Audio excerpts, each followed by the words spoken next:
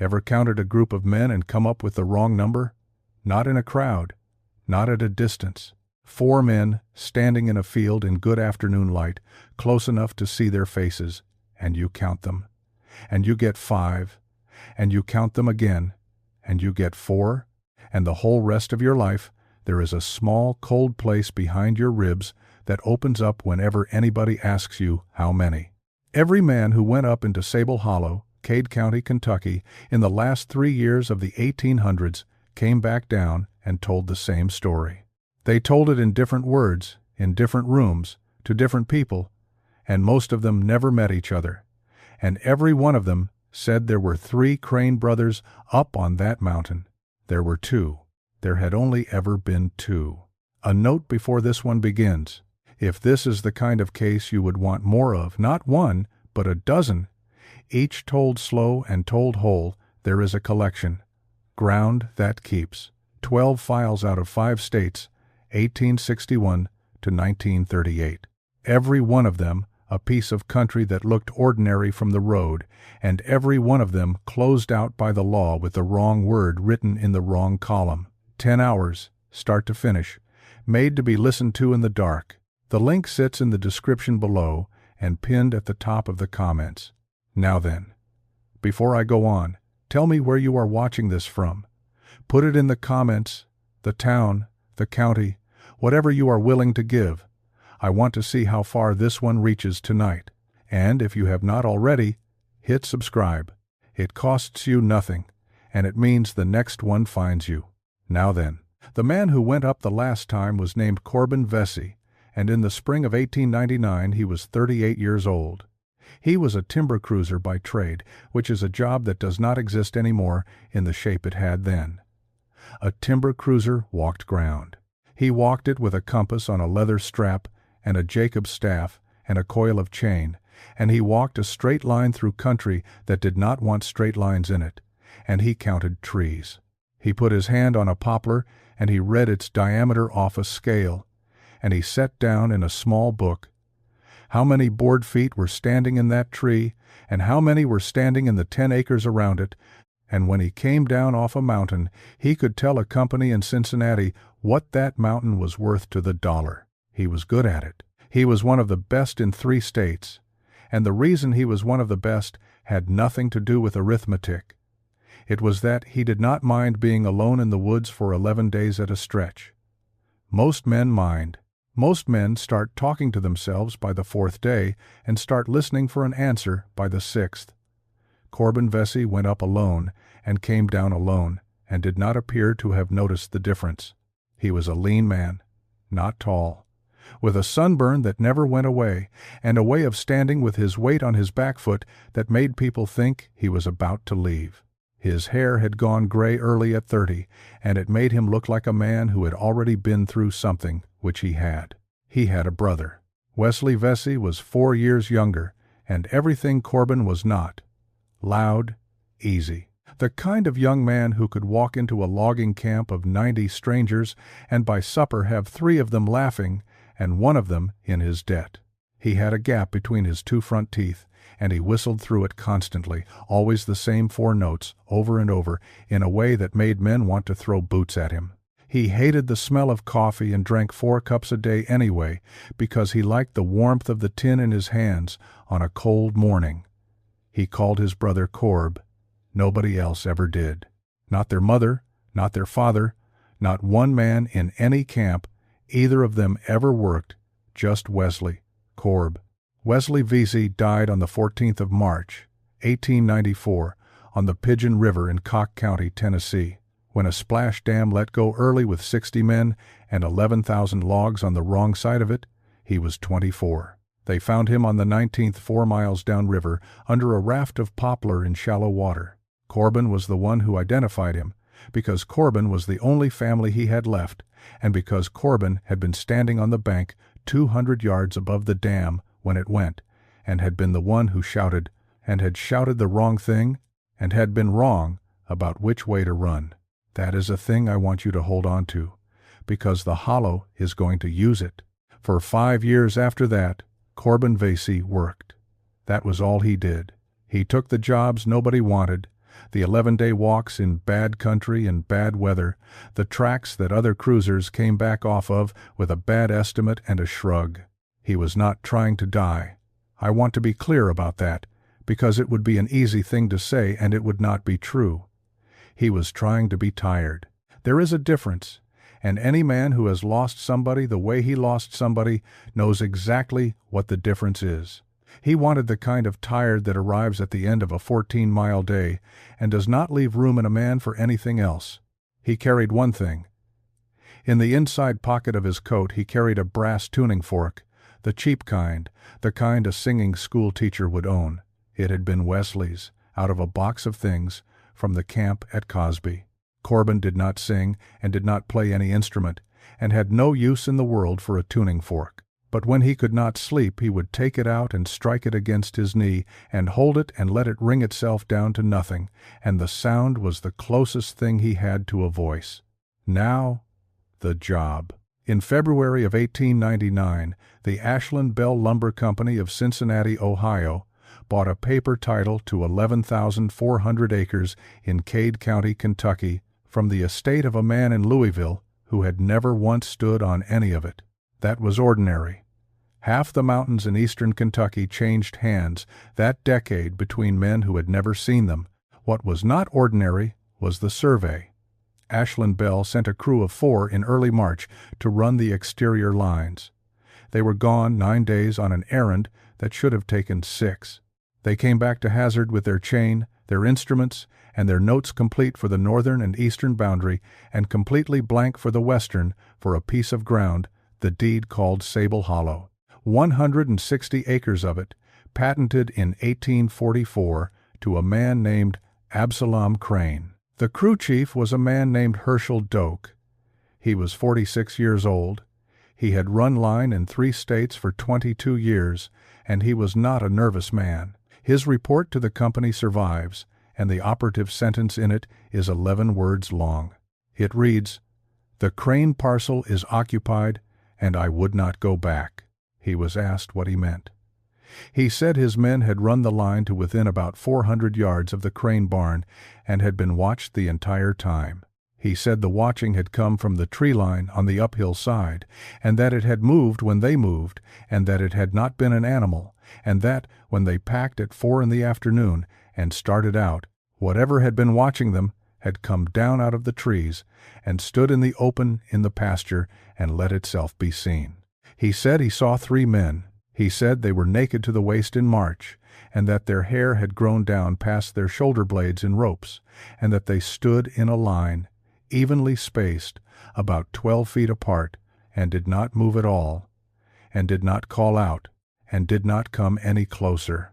And then Herschel Doak said the thing that got the company's attention, which is the thing that is going to sit at the center of this whole story, so hear it clean. He said that he had made his men count. He said he did not trust himself, so he had turned to his rodman, a boy of 19 named Elmer Sizemore, and asked him how many men were standing in that field. And the boy said 3, and Doak asked the chainman. 3, and Doak asked the axeman, who was the oldest of them. 3, and Doak wrote it in his field book at 4:40 in the afternoon on the 11th of March. 3 men in the open, west of the barn, no approach. And when the company wrote to the sheriff of Cade County to ask about squatters on the Crane parcel, the sheriff wrote back that Absalom Crane had died in 1896 and had left 2 sons, Ephraim Crane and Dow Crane, aged approximately 34 and 30, who had not come off the mountain in going on 3 years, and who were, in the sheriff's words, no longer entirely accountable. 2 sons, 2. The county had the birth record on one and a christening on the other, and the memory of every living person in the Sable Springs settlement to back it up. 2 Crane boys, born 4 years apart, in that house, to that woman, who died of it the second time. So Ashland Bell had a survey crew of 4 men, who all counted 3, and a county that could only produce 2, and 11,000 acres they could not cut until they knew what was standing on 160 of them. So they hired a man who did not mind being alone in the woods. They offered Corbin Vesey $90 for what they told him would be 4 days' work, cruise the crane parcel, mark the corners, put a value on the standing timber, and while he was up there, form an impression of the occupants and whether they could be moved by a letter or would need to be moved by a sheriff. $90 was about 6 weeks of ordinary money for that work. He noticed that. He took it anyway. And I want to be fair to him here, because it is easy at this distance to call a man a fool for walking into something. Corbin Vesey had been walking into worse country than that for 5 years, on purpose, and nothing had ever laid a hand on him, and a part of him had begun to believe that nothing ever would. That belief is not courage. It is a symptom. And he was carrying it up that mountain, the same as he carried the compass and the chain and the tuning fork. He came into Cade County on the 12th of April, 1899, on a mixed train that put him off at a siding called Tolliver Gap at 2:30 in the afternoon, with 2 canvas packs and a rifle he did not intend to use. From the siding to the mouth of Sable Hollow is 19 miles by the county road, and there is no road at all for the last 4. The man who took him the 19 miles was named Otis Pell. He was somewhere in his 70s, and he had a mule wagon and a face like a dropped plate, and he had lived his entire life in Cade County. He had also, and this is the part that matters, been one of the 11 men who went up Sable Hollow in the search of October 1897. Corbin did not know that when he got in the wagon. He found it out about 14 miles in, and he found it out because he asked a question he thought was small. They had been riding for the better part of 3 hours with nothing said but the necessary things. The road went up the Little Cade River through country that was, and I want to be accurate about this, beautiful. April in eastern Kentucky is one of the good things in this world. Redbud all up the slopes in that color that does not have a proper name. Dogwood coming in white underneath it. Water loud and high and clean. And Corbin Vesey, riding through it, said to the old man, more or less to be saying something, "Is the Crane place as pretty as this?" And Otis Pell said, "Prettier." And then he said nothing for about 1/4 of a mile, and then he said, "That is the trouble with it." Corbin asked him what he meant by that. Otis Pell said, "I have been in country that told you plain. Laurel so thick you have to cut for an hour to go 100 foot. Rock you cannot get around. Water you cannot cross. Country that says go home in a language a man can read. That is honest country, and it never hurt anybody but the ones that would not listen." He shifted the lines from one hand to the other. Sable Hollow is the other kind. Sable Hollow is the finest 160 acres in this county, and it lays like a bowl, and there is not a stone in the bottom of it, and the grass comes in early, and the water runs all summer. It is easy ground. It has always been easy ground. He said, "Easy ground that nobody wants ought to make a man think." They rode. Corbin let it go for 2 miles, and then could not, and said, "You have been up there." And the old man said, "Once." And then he told it, in about 6 sentences, in a voice with nothing in it.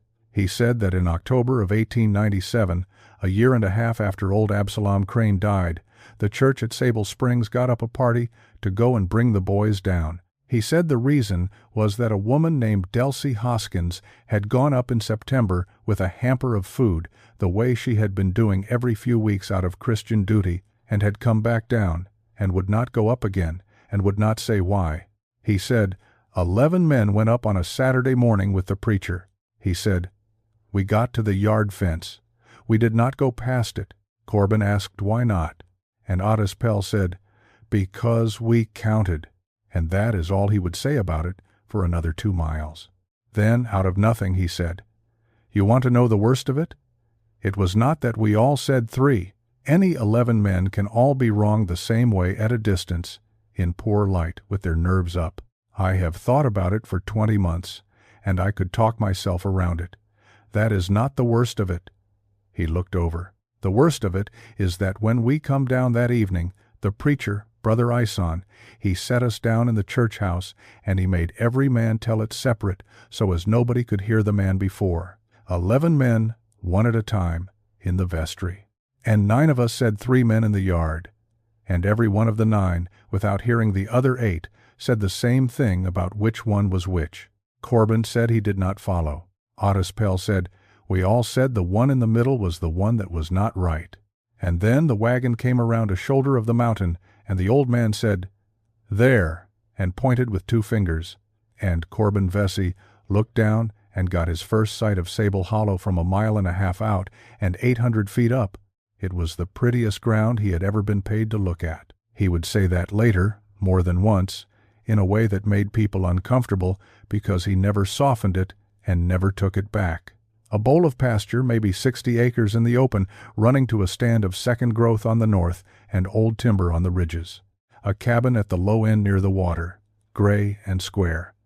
A spring house, a corn crib, and, set up the slope from all of it, on the only piece of high ground in the bottom, a barn. He looked at the barn for a while. From that distance it was a dark shape and nothing else. He told himself he was looking at it because a barn tells you what a farm was worth, which is true, and it was not why he was looking at it. Then he did what he had done 10,000 times on 10,000 slopes, which was to sight down at a piece of ground and read the timber on it, and he stopped and lifted the compass he had already half raised and put it down again. The old timber on the 2 ridges above Sable Hollow was white oak and poplar of a size that had not existed on accessible ground in eastern Kentucky since before the war. He was looking at trees 40 inches through. He was looking from 1.5 miles at a stand any company in Cincinnati would have gone to court over. It sat above 160 acres of bottomland with year-round water, 11 miles from a rail siding, in country that had been picked over by 4 generations of men who knew exactly what a poplar was worth, and nobody had ever cut a stick of it. He asked Otispel about it. He asked it the way a professional asks, was there a title problem? Was there no road? Was the grade wrong? And the old man said, "The grade is fine. There has been an ox road up the north side since before I was born. Men have gone up there to cut. Absalom Crane sold standing timber twice that I know of, in 79 and in 88, to a outfit out of Jackson." Corbin said, And Otispel said, "And they cut for a while, and then they quit, and went home, and did not take up the balance of the contract. And they forfeited the money they had put down rather than go back and finish. Both times. 2 different outfits, 9 years apart, and neither one of them would say why to any man that asked. And after 88, Absalom did not offer it again.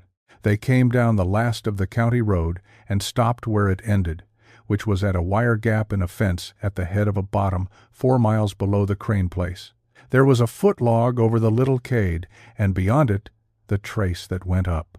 Otispel did not get down off the wagon.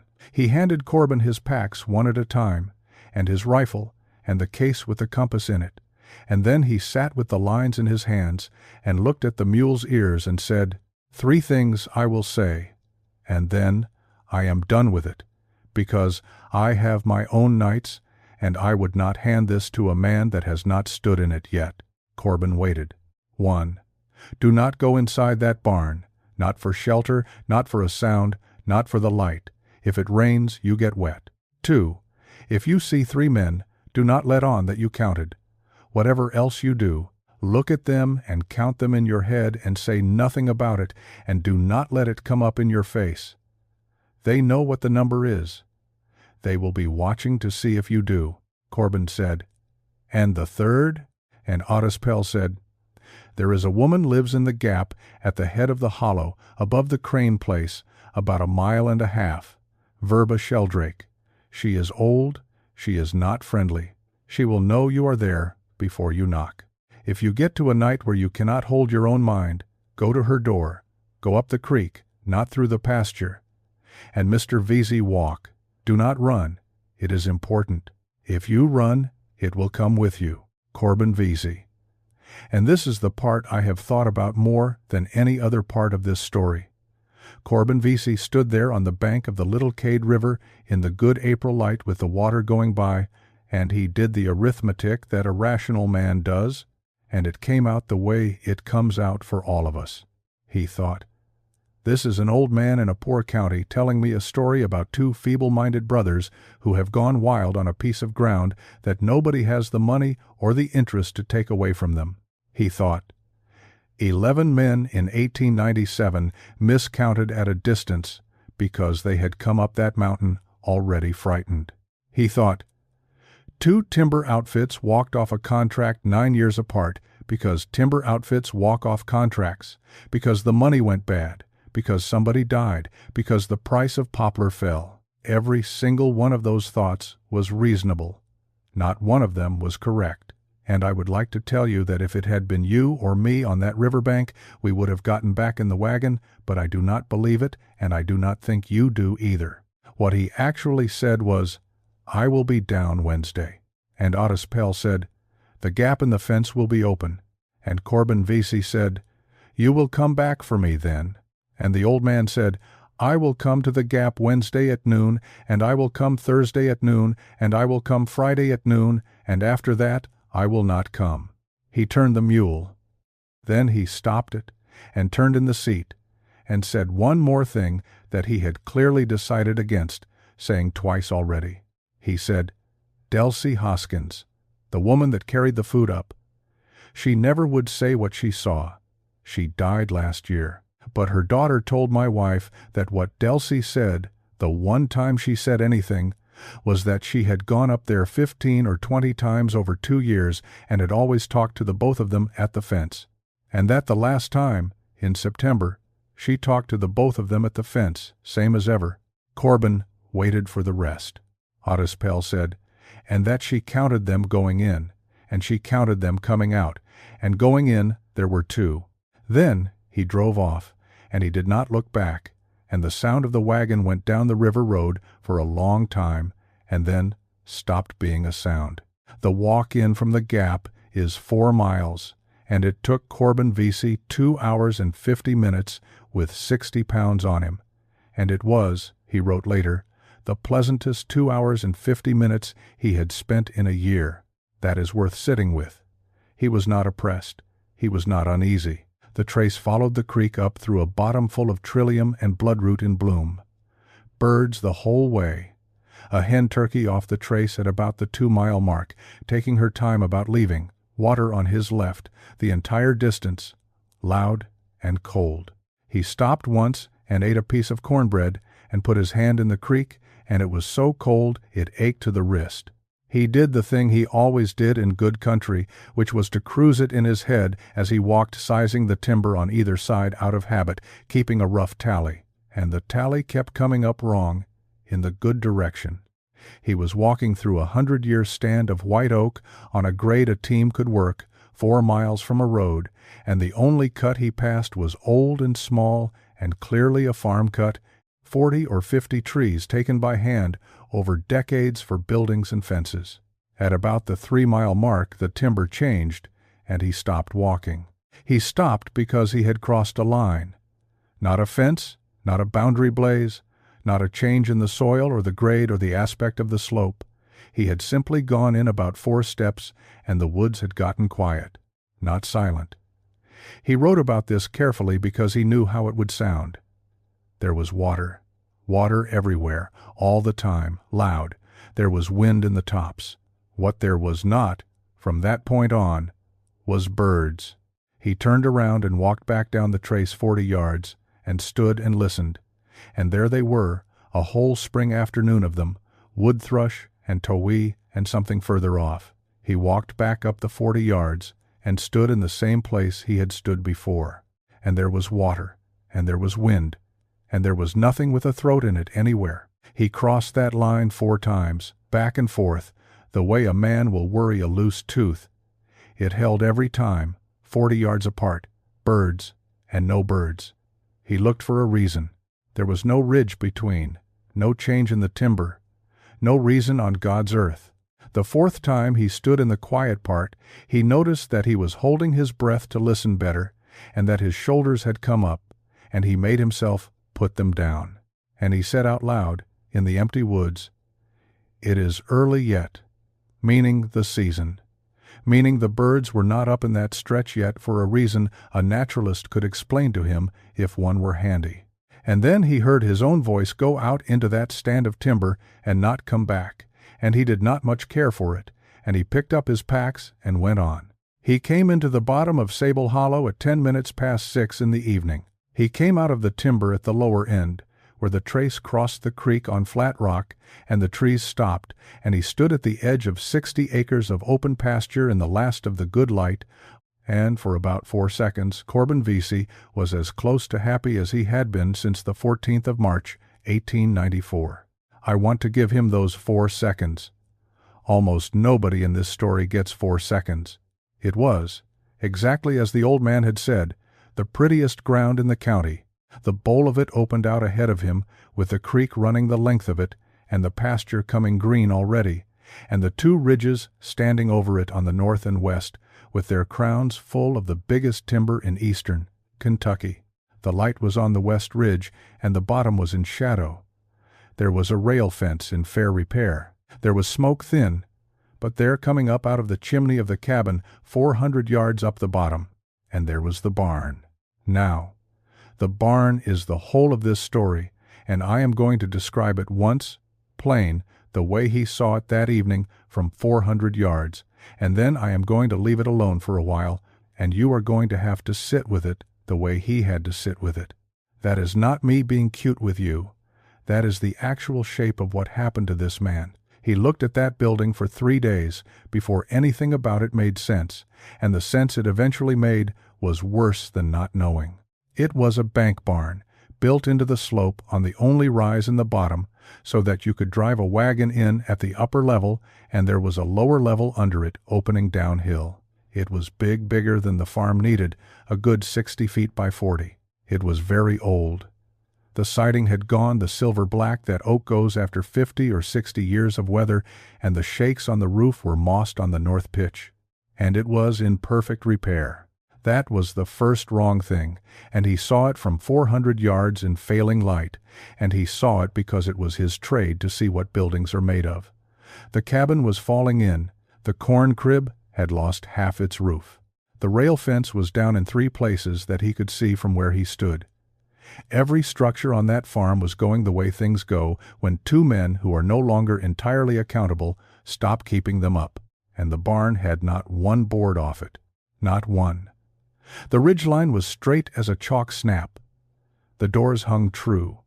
There was no sag anywhere in 60 feet of roof, and any man who has looked at a barn that age knows there is always sag.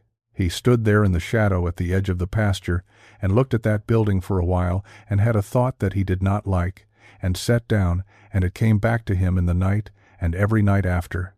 The thought was, that is the only thing on this farm anybody is still taking care of.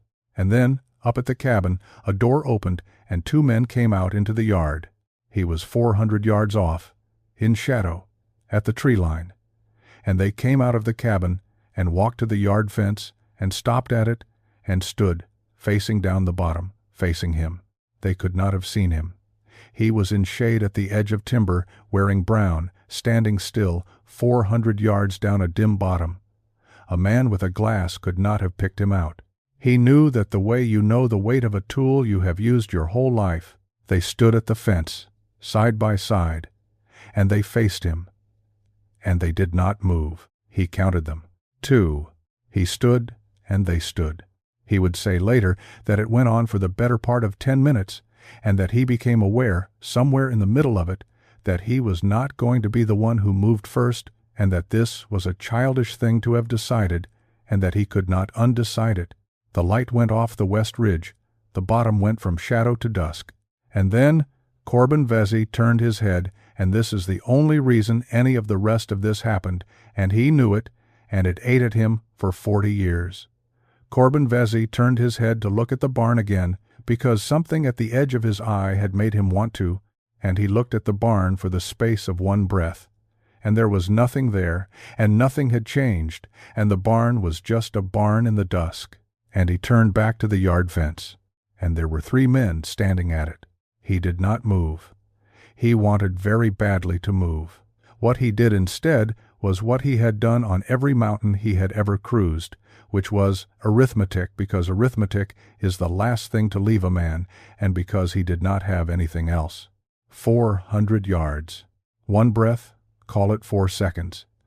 To get from the cabin door to the yard fence was 40 feet. Nobody covers 40 feet in 4 seconds and arrives standing still, not without the 2 men already at the fence turning their heads to watch him come. They had not turned their heads. He was certain of it. 2 men had been facing down the bottom, and now 3 men were facing down the bottom in a line evenly spaced about 12 feet apart.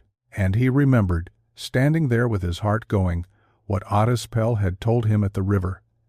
And he understood for the first time that it had not been superstition, it had been instruction, and he was grateful for it in a way that he was ashamed of. Do not let on that you counted.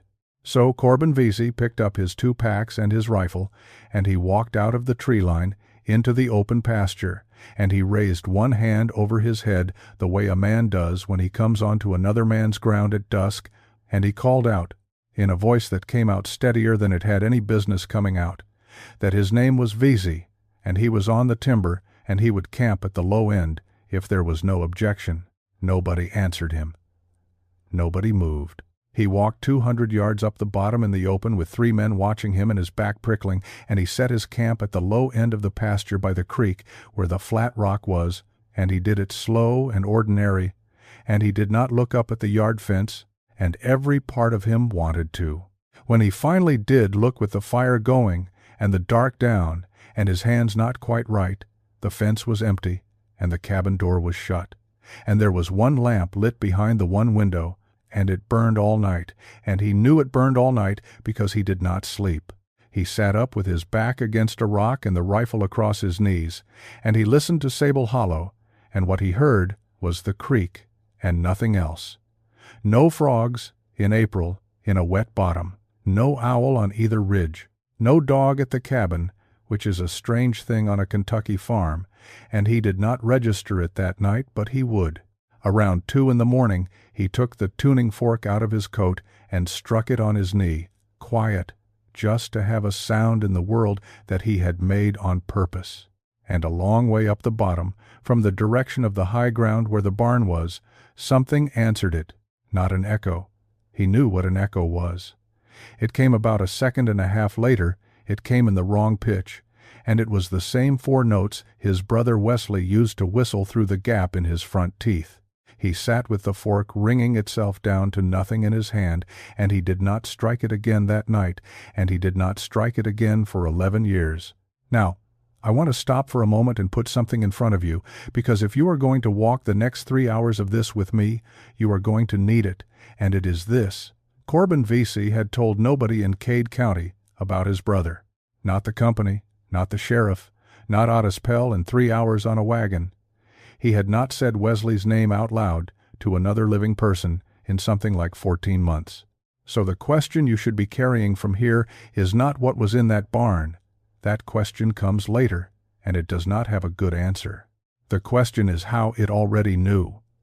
The first thing he learned about Sable Hollow, he learned at about 10 minutes to 6 the next morning, and he learned it lying down with his eyes still shut. He woke because it was cold. Not spring cold. He had slept out 400 nights of his life, and he knew the temperature of an April morning in eastern Kentucky the way you know the weight of your own coat, and this was not it. He could see his breath going up in the gray light, and there was frost, actual white frost, on the canvas over his legs and on the grass for about a 12-foot circle around where he lay, and on nothing else. He got up and walked the edge of it, 12 feet, near enough a perfect round, with his camp at the middle of it. Inside the circle, frost heavy enough to scrape with a thumbnail, outside it, wet grass and 48 degrees. He walked the whole circumference twice, looking for a track, and there was not one. He got down on his knees at the edge of it and put his face close to the ground, the way a man does when he has decided to be scientific about a thing so he does not have to be frightened about it. And the line was clean, frost, and then no frost, with about a half-inch between them. He built up his fire and made coffee, and sat and drank it and watched the frost go off as the light came. And by 7 o'clock there was no evidence that any of it had happened, which he found he minded more than the frost. I want to point something out here that is going to matter later. He did not write about the frost in his cruise book that morning. He wrote about it 11 days afterward, in a different book, in a room in Hazard, in handwriting that a doctor who saw it later described as belonging to a man with a tremor. On the morning of the 13th of April, in the field book that the Ashland Bell Lumber Company was paying for, Corbin Vesey wrote, "Camped low end, cold night, begin N ridge." That is what a competent man does. He goes to work. He went to work. The north ridge above Sable Hollow is a little under 400 feet of rise over about half a mile of slope, and by the standards of that country, it is gentle. He ran his first line up it at 8 in the morning, holding a compass bearing and pulling chain and stopping every 100 feet to tally what stood within a fixed radius, which is the ordinary arithmetic of the trade. And by 9:30 he had stopped being uneasy, because the timber on that ridge was the best professional news of his career. He measured a white oak at 51 inches diameter at breast height with 52 feet of clear trunk under the first limb. He measured 4 poplars over 40 inches inside of 200 yards. He tallied a plot at the 200-foot mark and ran the numbers twice because the first answer embarrassed him. There was standing on the north ridge of Sable Hollow, at a conservative estimate, somewhere between 2.5 and 3 million board feet of merchantable timber on a grade an ox team could work, half a mile above a bottom, 4 miles from a road that could be widened in a summer. He sat down on a log and worked out what that was worth to Ashland Bell, and the figure was large enough that he checked it a third time. And then he sat there in the cool green light under those trees, with his back against a log in the deepest quiet he had ever worked in, and he thought about the second thing, which was, so why is it still here? He got his answer at about 11 o'clock, near the top of the ridge, and the answer was the worst thing he saw in his first 3 days. He came onto the old cut. It was the 88 cut, the one Otis Pell had mentioned, and it was maybe 6 acres, and he could date it within 2 years by the stumps and the slash. A crew had come up the North Ox Road, opened a landing, and gone to work in good order. There were 60 or 70 stumps. The slash had rotted down. Second growth had come in around the edges the way it does. The tools were still there. 2 crosscut saws, one of them still standing in the kerf of a poplar that had been about 2/3 cut through. 3 axes with the handles rotted out of them, lying where they had been leaned against a stump, a grindstone on its frame, a pair of log tongs, a whole camp, off at the edge, under a rock house, a collapsed lean-to, a coffee pot, a Dutch oven, and a pair of boots. Now, I need you to understand what you are looking at, because if you have never worked in that world, you will underrate it.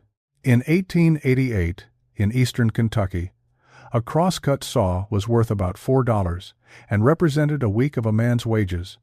A crew that shut down a job for weather or for money or for a death took their steel with them.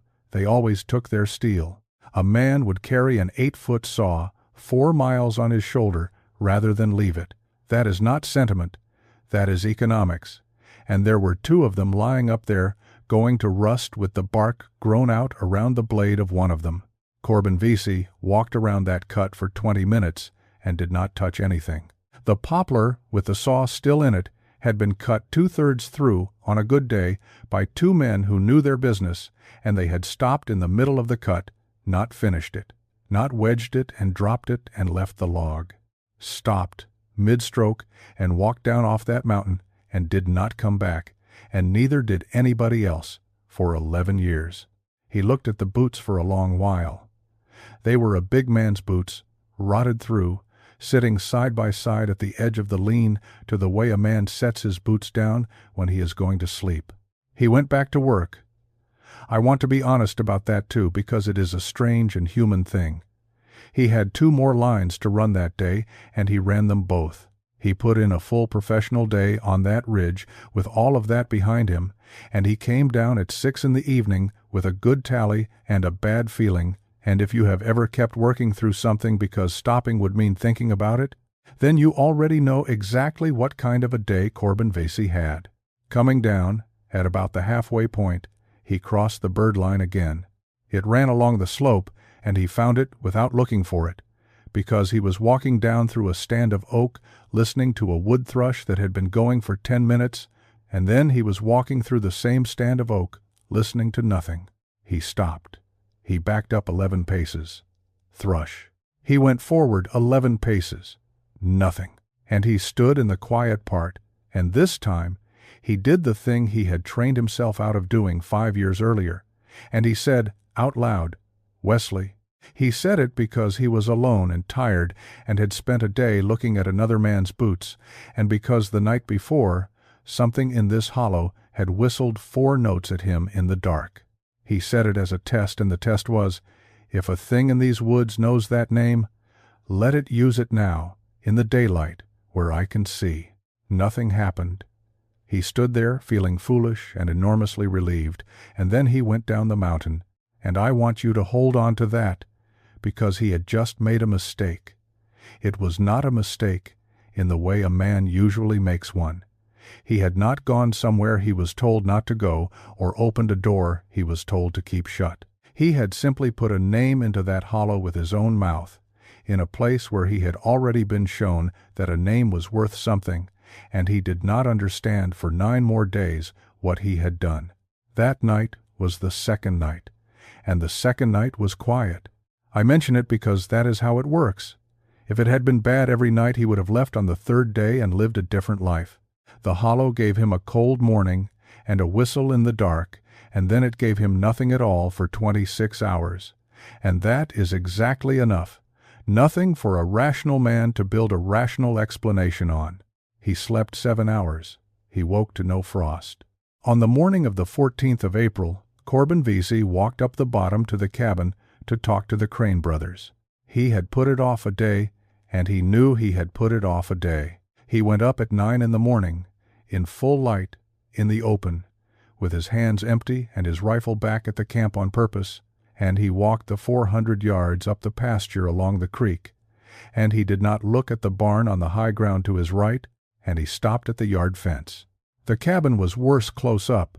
It was a 2-room hewn log house, maybe 50 years old, with a stone chimney and a shake roof that had gone to daylight in 2 places. There was no glass in the window, only a shutter.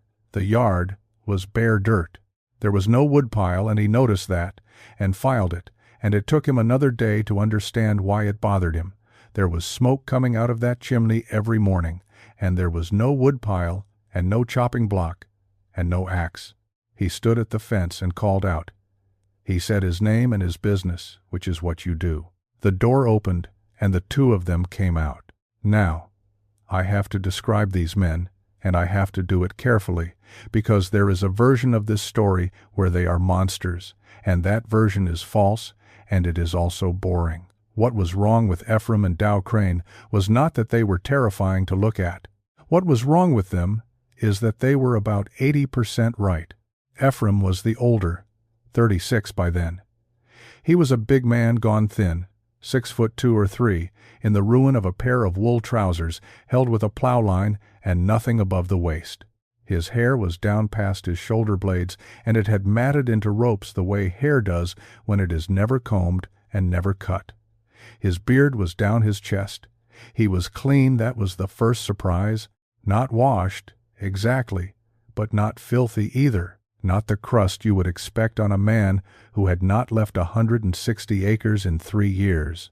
Dow was the younger, 32, and he was smaller and darker, and he watched Corbin the whole time with his head tipped a few degrees to the side, and he never once stopped. They came to the fence and stood, about 8 feet back from it, side by side. Corbin said, "Good morning." He said he was on the timber for a company. He said he had no interest in the house or the bottom and would be working the ridges 4 or 5 days, and he would keep off the high ground, and he would not trouble them. And Ephraim Crane said, "You are welcome to the ridges." His voice was fine. That is what got Corbin.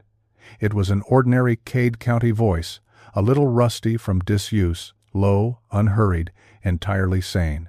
A man who talked like that could have stood in a store in Hazard and bought a sack of meal, and nobody would have looked at him twice, except for the hair and the lack of a shirt.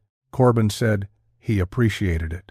He asked, because it was his business to ask, whether the brothers had any claim they wanted noted on the standing timber, since the company's title was of record, but he would rather know now than later. And Ephraim said, "We do not care about the timber." And Dow said, "We never cut it." And Ephraim said, "Pap cut some in 79 and some in 88, and after that he did not." Corbin asked, "Why not?" And there was a pause of about 3 seconds, which is a long pause in a conversation between two men at a fence, and Ephraim Crane said, "Because it took the whole cruise Tuesday." Corbin asked him what that meant, and Ephraim Crane looked at him with an expression that Corbin described later as patient, and said, "It means what it says." Now, I am going to leave that where it lies for a while, because he did, and because it took him 11 days and a dead man's ledger to find out what it meant, and when he found out he wished he had not asked. Hold on to it. It took the whole cruise Tuesday. He tried a different way in. He asked after their father. He said he understood Absalom Crane had passed in 96 and offered the ordinary condolence. Dow Crane said, "Pap is in the barn." He said it flatly and pleasantly, the way you would say your father was out in the field. And Ephraim said, "Dow." And Dow said, "Well, he is." And Ephraim said, to Corbin, in the tone of a man explaining a family peculiarity to a stranger, "He is buried on the high ground. There is a stone. It is close by the barn, and Dow says it wrong." And Corbin Vesey said, "I am sorry to have brought it up." And Dow Crane said, "He does not mind." There was about 10 seconds of nobody saying anything. And then Corbin, standing 8 feet from two men in full sunlight at 9:15 in the morning, with nothing in the world between him and them but a rail fence, looked from one to the other and counted them. 3. He was looking straight at them. Ephraim on the left, Dow on the right, and between them and a little behind, in the gap of about 12 feet that they had left between themselves for no reason, two men standing at a fence would ever leave 12 feet. There was a man. He could not tell you afterward what that man looked like. Not because it was hidden, or dark, or a blur. He was emphatic about this, and it is one of the reasons I believe him, because a liar would have given you a face. He said the third man was standing right there in the sun, in the middle of the yard, and he could see him perfectly well, and his eyes reported all the ordinary information, a shape, a height, an arrangement of light and shadow, and none of it would stay in his head. He said, trying to hold on to it was like trying to remember a word you have known your whole life at the exact moment somebody asks you for it. He said the only thing he could say for certain was that the third one was not standing the way the other two were standing. He said the other two had their weight on both feet. He said the third one was standing the way a man stands who is about to be introduced. And Corbin Vesey, and I hope you will give him his due here, because I do not know that I could have done it. Corbin Vesey looked away from the middle of that yard without any hurry at all, and looked at Ephraim Crane, and said, "Well, I will keep off the high ground then. I am obliged to you both. Both." And he saw it land. That is the thing. He saw both brothers register the word, and he saw them not react to it, and the not reacting took them both about a quarter of a second too long. And Ephraim Crane said, "Yes, both of us are obliged." And that was the moment Corbin Vesey understood that whatever was happening in Sable Hollow, those two men knew exactly what it was, and had known for years, and were managing it the way you manage a condition, and that they had just checked to see whether he was going to be a problem, and he had passed, and passing had cost him something he did not yet have a name for. He turned around and walked 400 yards back down that pasture in the open with his back to that yard, and he said later it was the longest walk of his life, and that the whole way down he could feel exactly how many people were watching him, and that the number was wrong. He worked the West Ridge that afternoon because he had said he would work, and because he could not think of anything else to do with his body. And it was on the West Ridge, at about 4 in the afternoon, that he found the second thing that broke his day, and this one was small and technical, and it is the one that a lot of people skip past when they hear this story. and it should not be skipped, because it is the only piece of hard physical evidence in the entire case. He was working a line that took him across the slope above the barn, about 200 yards up and behind it, and from there he had a clean, elevated view down onto the roof and the north gable end. And out of pure professional habit, the habit of a man who has estimated the dimensions of 10,000 structures, he looked at that barn and put a number on it, 60 feet by 40. Then he did what he always did, which was to check himself with the instrument, because a cruiser who trusts his eye without checking it stops being a cruiser. He set the compass on the staff, took a bearing on the two corners of the near wall, paced a baseline of 100 feet along the contour, took the two bearings again, and worked the triangle. He got 59 feet and about 9 inches. He was off by 3 inches at 200 yards, which is fine work. He wrote it down, and then, because there was an hour of light left and because he did not want to go back down into that bottom yet, he did it again from a different station, 400 feet along the slope, out of nothing but the desire to be doing something with his hands. And he got 61 feet, 4 inches. The difference between his two answers was 19 inches. That is not possible. I want to be plain about the arithmetic here, because it is the arithmetic that eventually took this man's sleep away from him. A 19-inch discrepancy on a 60-foot object at 200 yards, using a staff compass in still air in good light, is not error. It is not a bad reading. It is not a man being tired. His instrument read to 1/4 of a degree. To get a 19-inch error out of it, he would have had to misread a bearing by more than a full degree and a half, twice, in the same direction. So he did it a third time from the first station and got 59 feet, 11 inches, and a fourth time from a new station and got 60 feet, 1 inch, and a fifth from the second station, the one that had given him 61 feet 4, and got 61 feet, 3 inches. He sat down on the slope with his field book open on his knee and looked at 5 numbers, and the 5 numbers made a pattern, and the pattern was that the barn measured 1 length from the north and a different length from the south, and it did it consistently, and it did it to within an inch each time. He wrote in the field book, "At 4:50 in the afternoon, on the 14th of April, 1899, and this page still existed as of the 1950s in the company's records, which is why we can be this exact," he wrote. Barn N gable, to S gable. Stay 1, 59.4.9. Stay 3, 59.4.11. Stay 5, 61. Stay 2, 61.4. Sta 4, 61.3. Instrument checked and true on known base. No fault found. Will not report this. Will not report this.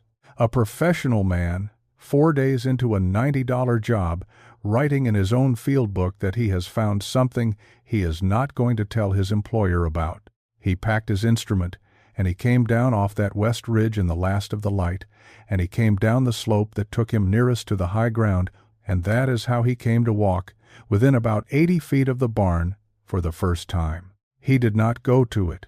He walked past it downhill at a distance of 80 feet, and he looked at it the whole way past, and there were 4 things.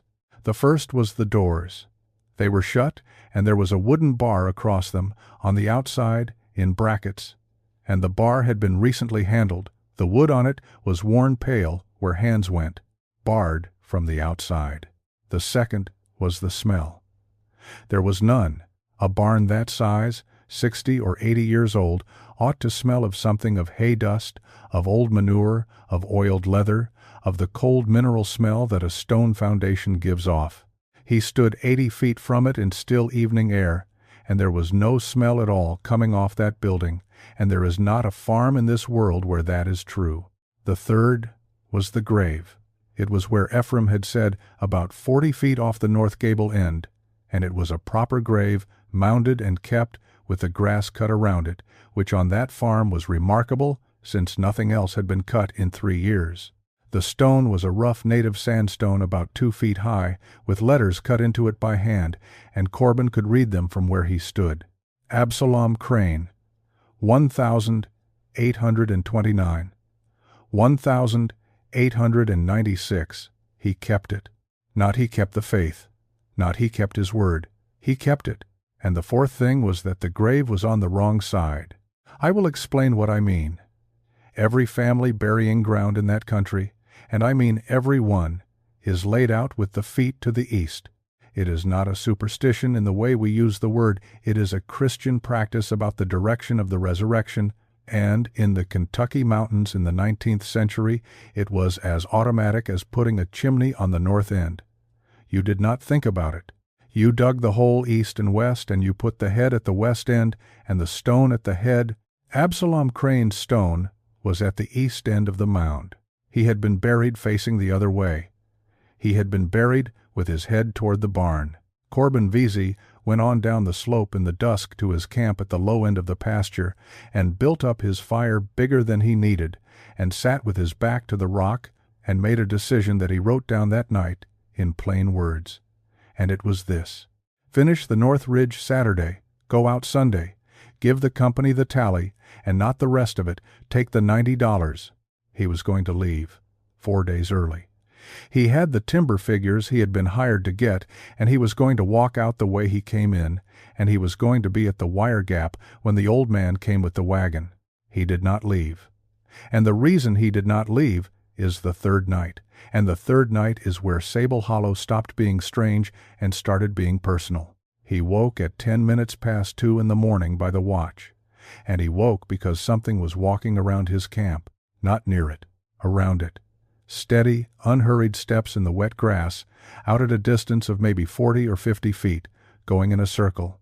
He lay absolutely still and listened to it come around from the creek side, and pass behind his head, and go on around toward the pasture side, and keep going. He counted the steps.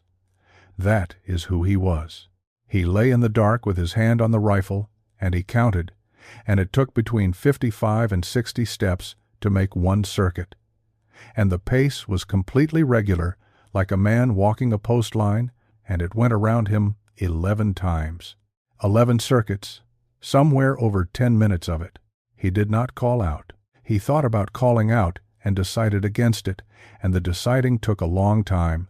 And what decided it in the end was Otis Pell's second rule: do not let on that you counted, which he had begun to understand was a specific instruction about a specific thing, and which he now extended, on instinct, to this: do not let on that you are awake. On the 11th circuit, the steps stopped.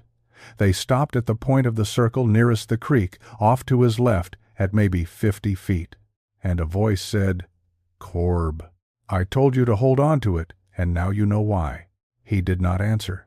He lay in the dark with his eyes open, and his heart going hard enough that he could feel it in the ground under his shoulder blade, and he did not answer, and after a while he thought about 4 minutes, the steps started again.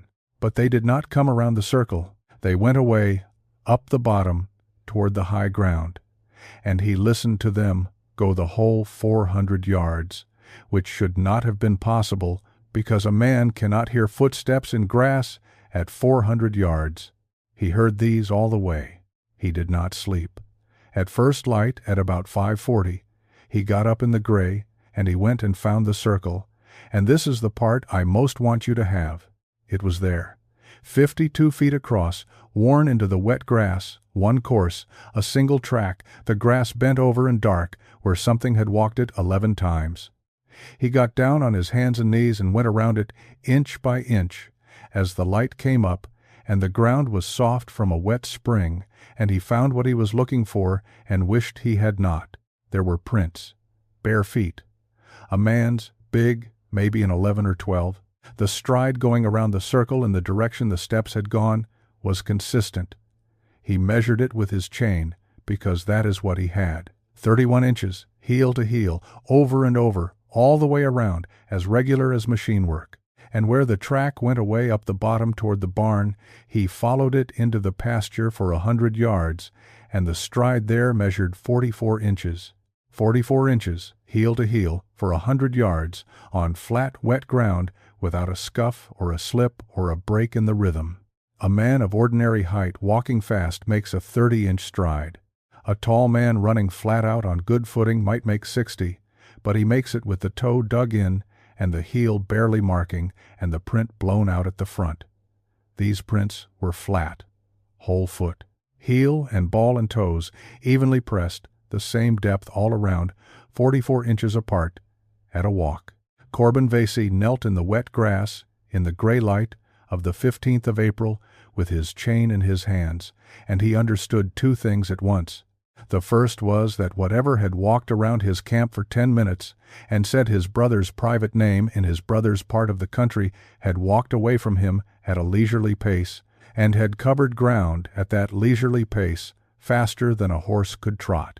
And the second was that he was not going to leave on Sunday, because he had just realized that he had never once, in 3 days, seen either Crane brother anywhere on that farm except at the yard fence, and that the fence, the cabin, the bare dirt yard, all of it, sat exactly 110 paces from the barn doors, and that in 3 years neither of those men had been seen by anyone in Cade County anywhere else.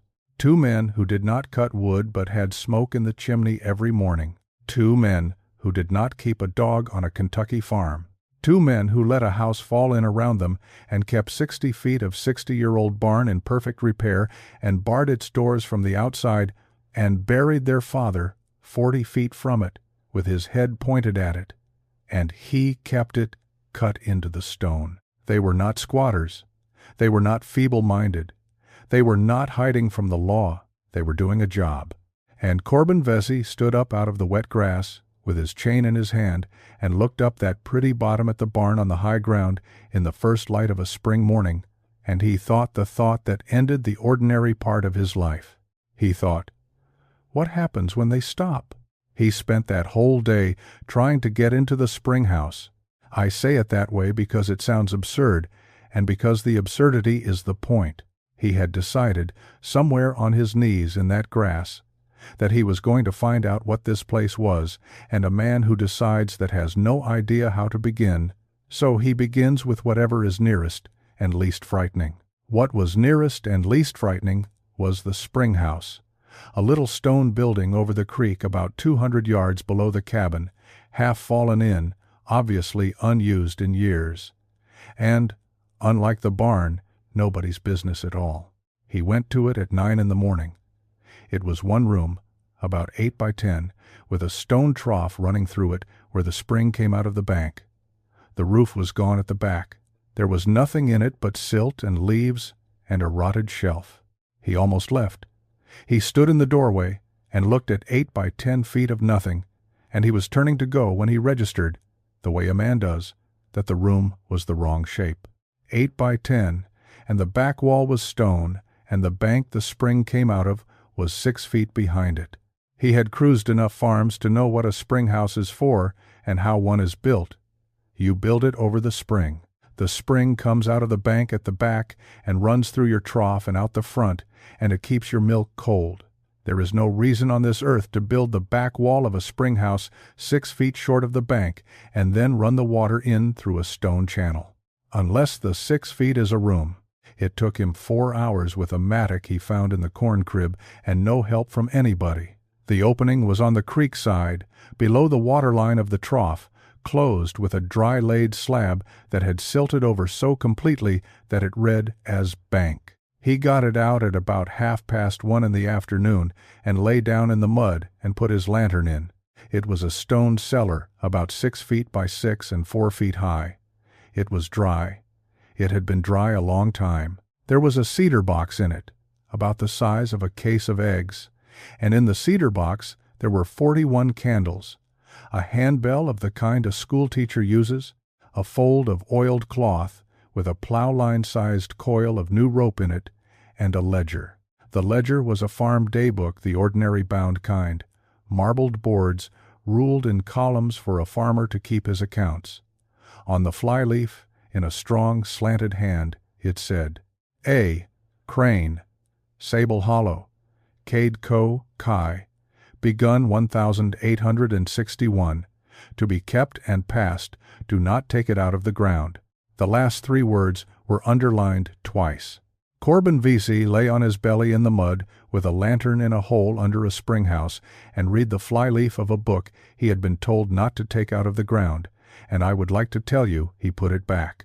He took it out of the ground. He carried it down to his camp at the low end of the pasture, and he did not open it again until he had the fire built up. And it was full dark by the time he did, and he read for 6 hours.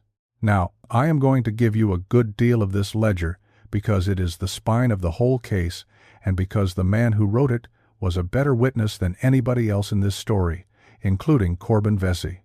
But I want to prepare you for what it is, because people expect the wrong thing. It is not a diary. There is almost no feeling in it. Absalom Crane was a 19th-century hill farmer with about 4 years of schooling and a hand that had been taught by somebody strict, and what he kept was accounts: corn, hogs, weather, births, the price of salt. And in among the corn and the hogs, in the same hand and the same columns and the same tone, he kept the other accounts. That is what makes it terrible, not the content. The bookkeeping. The front of the book is 1861, and the first 11 pages are a farm. Set out 40 hills tobacco. So Betty had 9, lost 2. Rain 3 days. Traded a shoat to J. Hoskins for a crosscut he to sharpen. And then, on the 12th page, dated the 9th of November, 1861, with no more ceremony than that. Pap died on Thursday. Buried him Saturday on the high ground. Head to the barn, as he told me to do, and as he done for his own. The keeping is mine now. I am 32 years old. I do not want it. There is no one else. Wrote out below what he told me, so I will have it, and so whoever comes after will have it. He told me, set it down plain, and do not make it pretty, and do not leave things out to spare a man, because the man it will spare will be a dead man. And then, in a careful hand, over about 3 pages, Absalom Crane wrote out what his father had told him. This is the heart of it. This is the cosmology of Sable Hollow, as it was understood by the family that lived on top of it for 55 years, and here it is. My grandpap Ransom Crane came in here in 1844 with a patent for 160 acres from the Commonwealth. He come up the creek in March, and he found the bottom clear and the ground good, and he found the barn already standing on the high ground. It was old then. He judged it 80 or 100 years old by the wood. There was no house. There was no fence. There was no field. There was no road and no stumps and no sign that any man had ever cut a stick or turned a furrow in this hollow, and there was a barn 60 foot by 40 foot in perfect order with a bar on the door on the outside. Grandpap asked at the settlement who built it. The oldest man then was Turner Sizemore, who was 91, and he said it was standing when he come over the gap as a boy with his father in 1768, and that his father had said the same about his own. Nobody in this county has ever known who built that barn or when. It has never wanted repair. My pap and me have never put a board on it. It does not need one. Let me stop and hold that in front of you, because Corbin Vesey stopped there too, and sat by his fire with his finger on the line, and did the arithmetic. He had spent his professional life reading buildings. He knew what oak siding does at 50 years, and at 80, and at 120. And he had looked at that barn from 80 feet, and judged it 60 years old and in perfect repair, and thought that was the strange thing. It was standing before the Revolution. It was standing before any white man in that county was born. And it looked 60 years old. It looks 60 years old now. It looked 60 years old in 1768. The ledger goes on. What is in it my pap never told me, and his pap never told him. Ransom Crane opened that door one time in 1844 and shut it and barred it and never opened it again, and he would not say what he seen. He said only, "It is not a beast, and it is not a haint, and it is not the devil, and it has been here longer than the trees. Here is what it does. It cannot come out. It is not shut in by the bar. The bar is for us, to remind us. It is shut in by the ground, and the ground holds it the way a jug holds water, and a jug can be tipped. It has no days of its own. That is the whole of it, and everything else follows from it. It is a thing with no time in it, and it is starved for time, and it will take a day out of a man the way you would take an egg from under a hen. When it takes a day off a man, the man does not die. He wakes up, and it is Wednesday, and he does not have a Tuesday. He does not remember losing it. He counts backward, and there is nothing there, and mostly he decides he was sick, and he goes on, and it does not kill him. But that day is not gone. That day is somewhere. It has it. And in that day it can stand up and be a person, and it will wear the shape of the man it took it from, and it will walk out in the open where people can see it, and it will be seen. That is why you must not count. Corbin Vesey put the book down at that point and got up and walked around his fire 3 times and sat back down and read the next part twice. Pap said, "The counting is the door. It cannot come to you unless you make room for it. It cannot be a person unless a person says it is. When you look at a field and there is 2 men in it, and you count 3, and you say 3 out loud, or you write 3 in a book, or you turn to the man beside you and say, 'Do you see 3?' You have made it a 3rd man.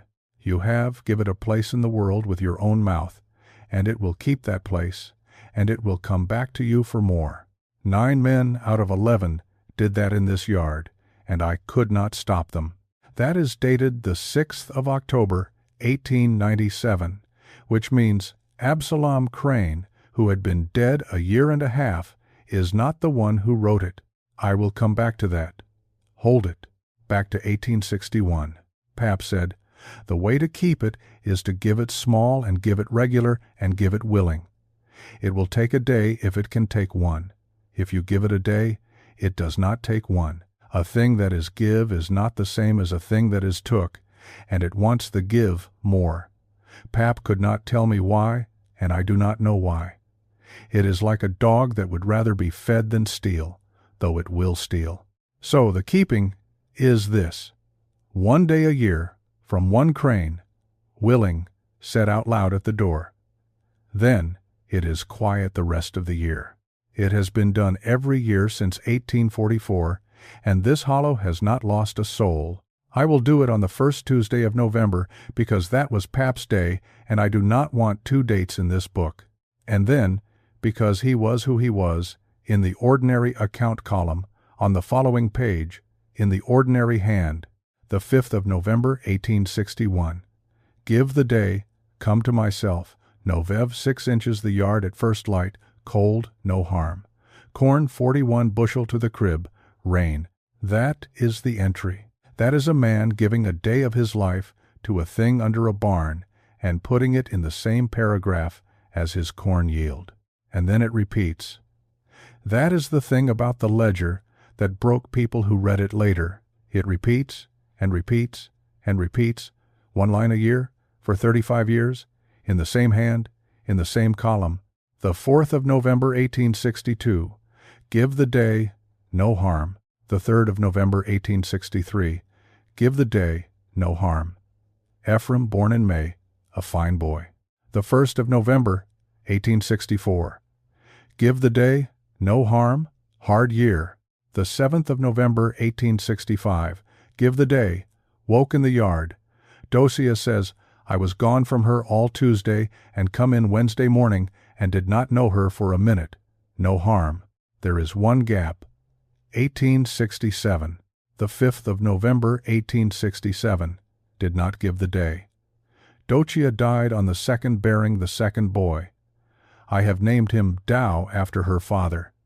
I could not go to the door. I could not do it. I sat in this house 4 days.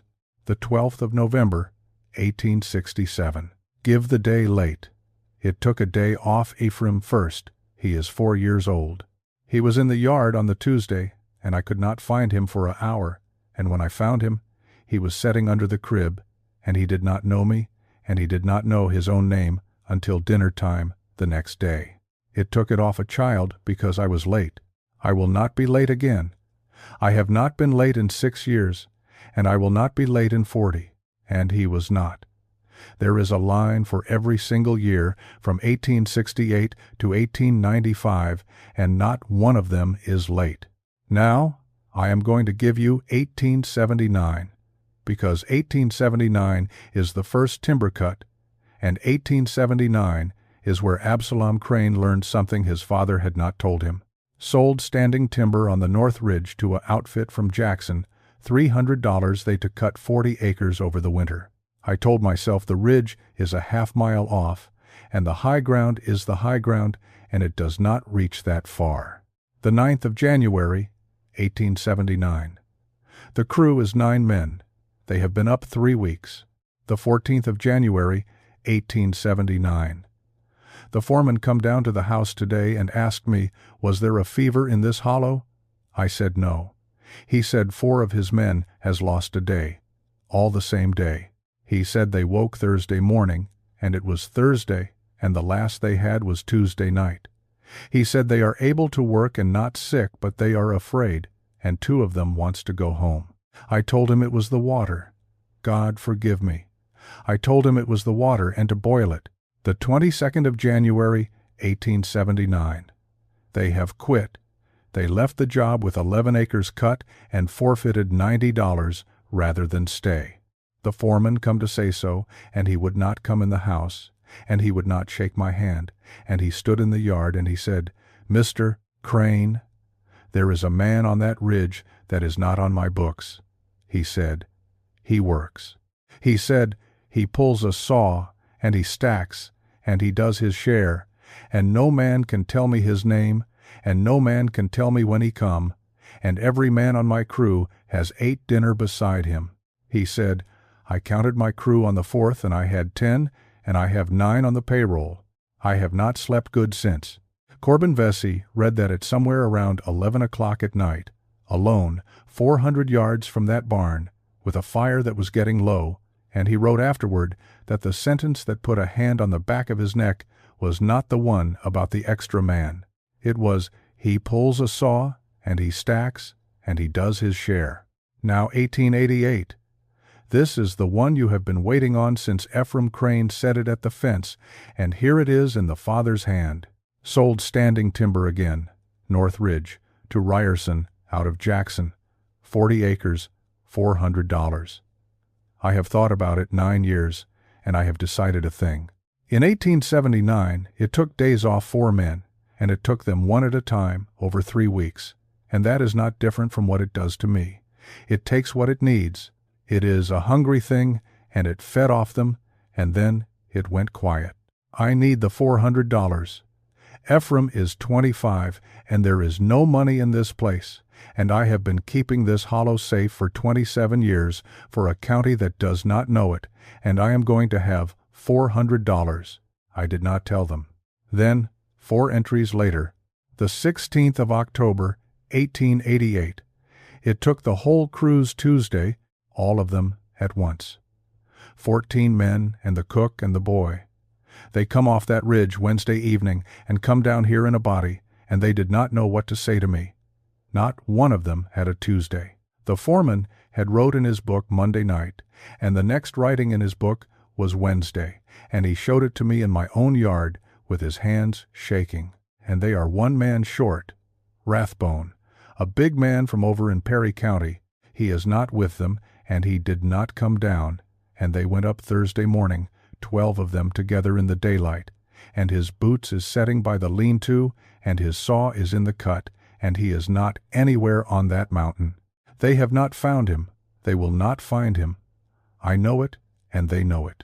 I give the day early this year. I give it on the 18th of October, and I said at the door, take it and let them alone.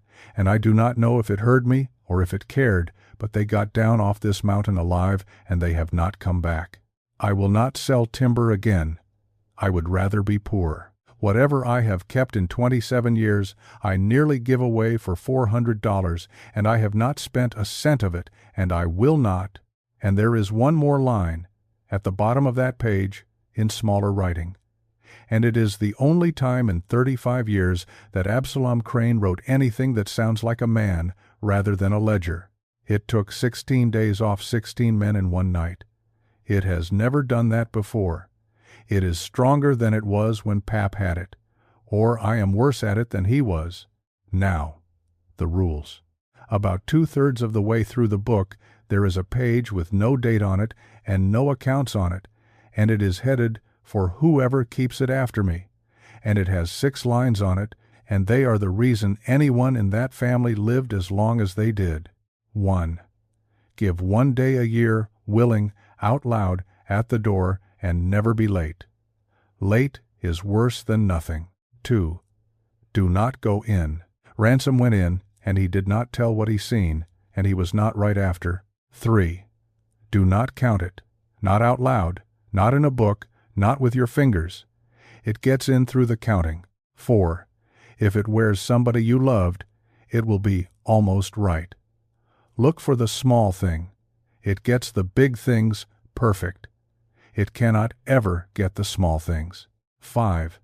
It cannot come in a door that is not opened. It will not force. It will ask, and it will ask in a voice you will want to answer, and it can ask all night. 6. Keep your own name in your mouth. Say it out loud. Say who your people was and where you was born. A thing that is claimed is harder to take. Corbin Vesey copied those 6 lines onto a loose page and folded it into his coat that night. And he had that page on him for the rest of his life, and it was found in his effects in 1943, worn through at every crease. He read the last of it after midnight.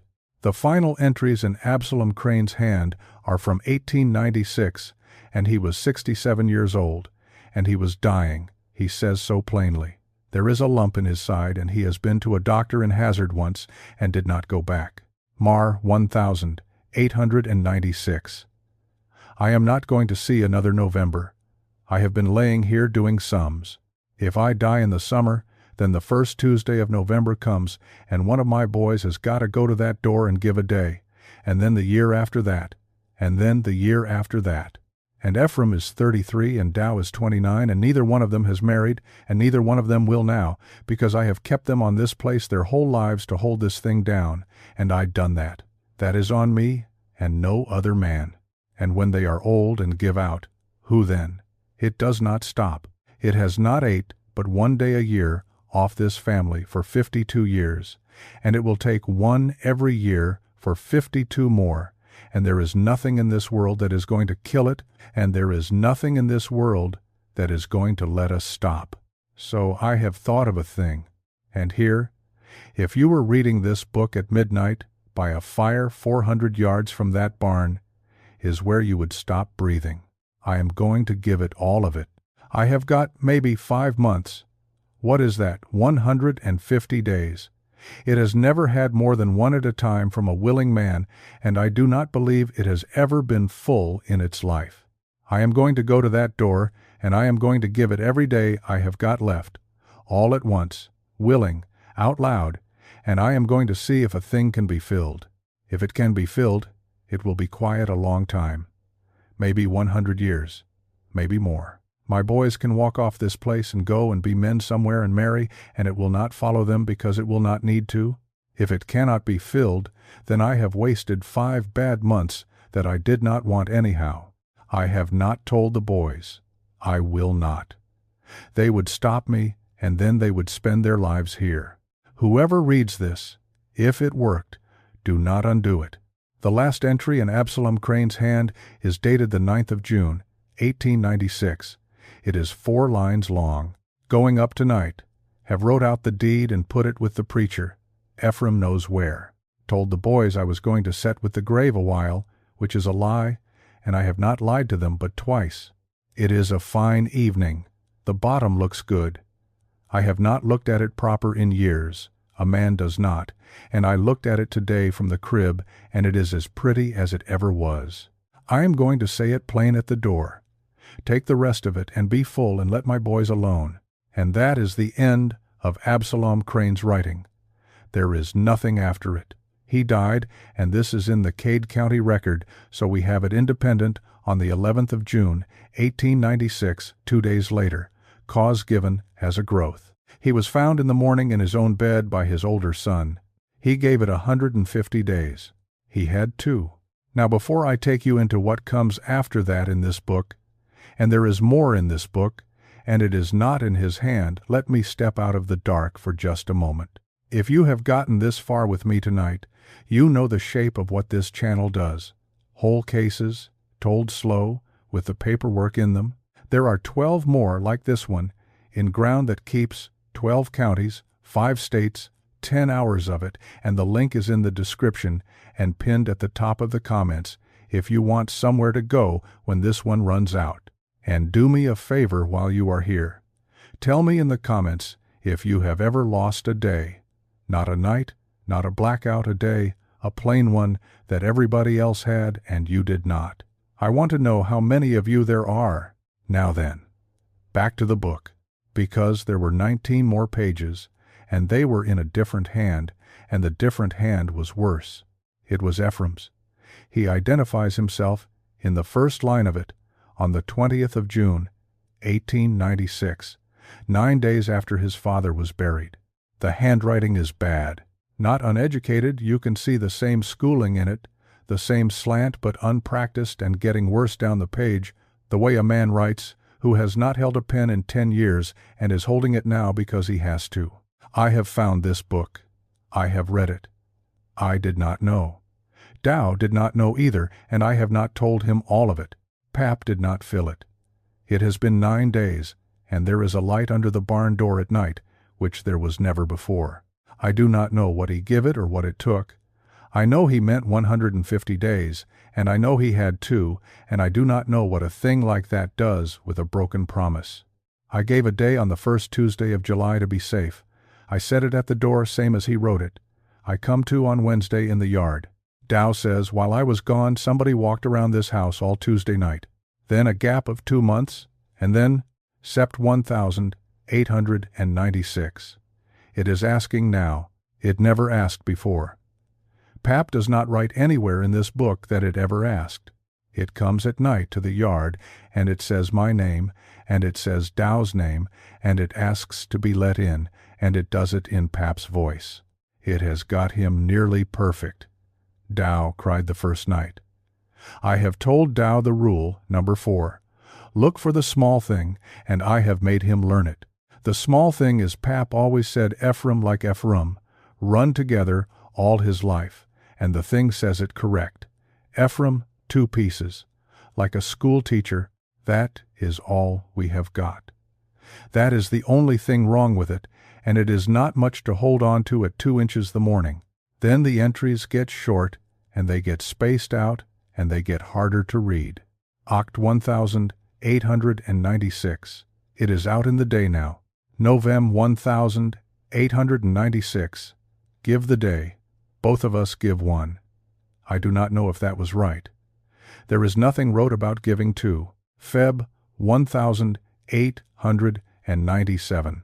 It stands in the yard. It does not come to the door in the day. Dow talks to it. I have told him not to. April 1897. Dow says it is Pap. I have took the ledger and hid it back where Pap kept it because I do not want Dow reading what is in it about being filled. Jewel 1897. A woman comes up with food every few weeks, Hoskins. She is kind. I stand at the fence with her, and Dow stands at the fence with her, and I keep my body between her and the yard, and I do not know if that does one thing in this world, but I do it. Sept 1897. She counted. I seen her do it. She looked past me, and I watched her lips move, and I could not say a word to stop her, because saying a word about it is the same as counting. She has took it home with her. God help her.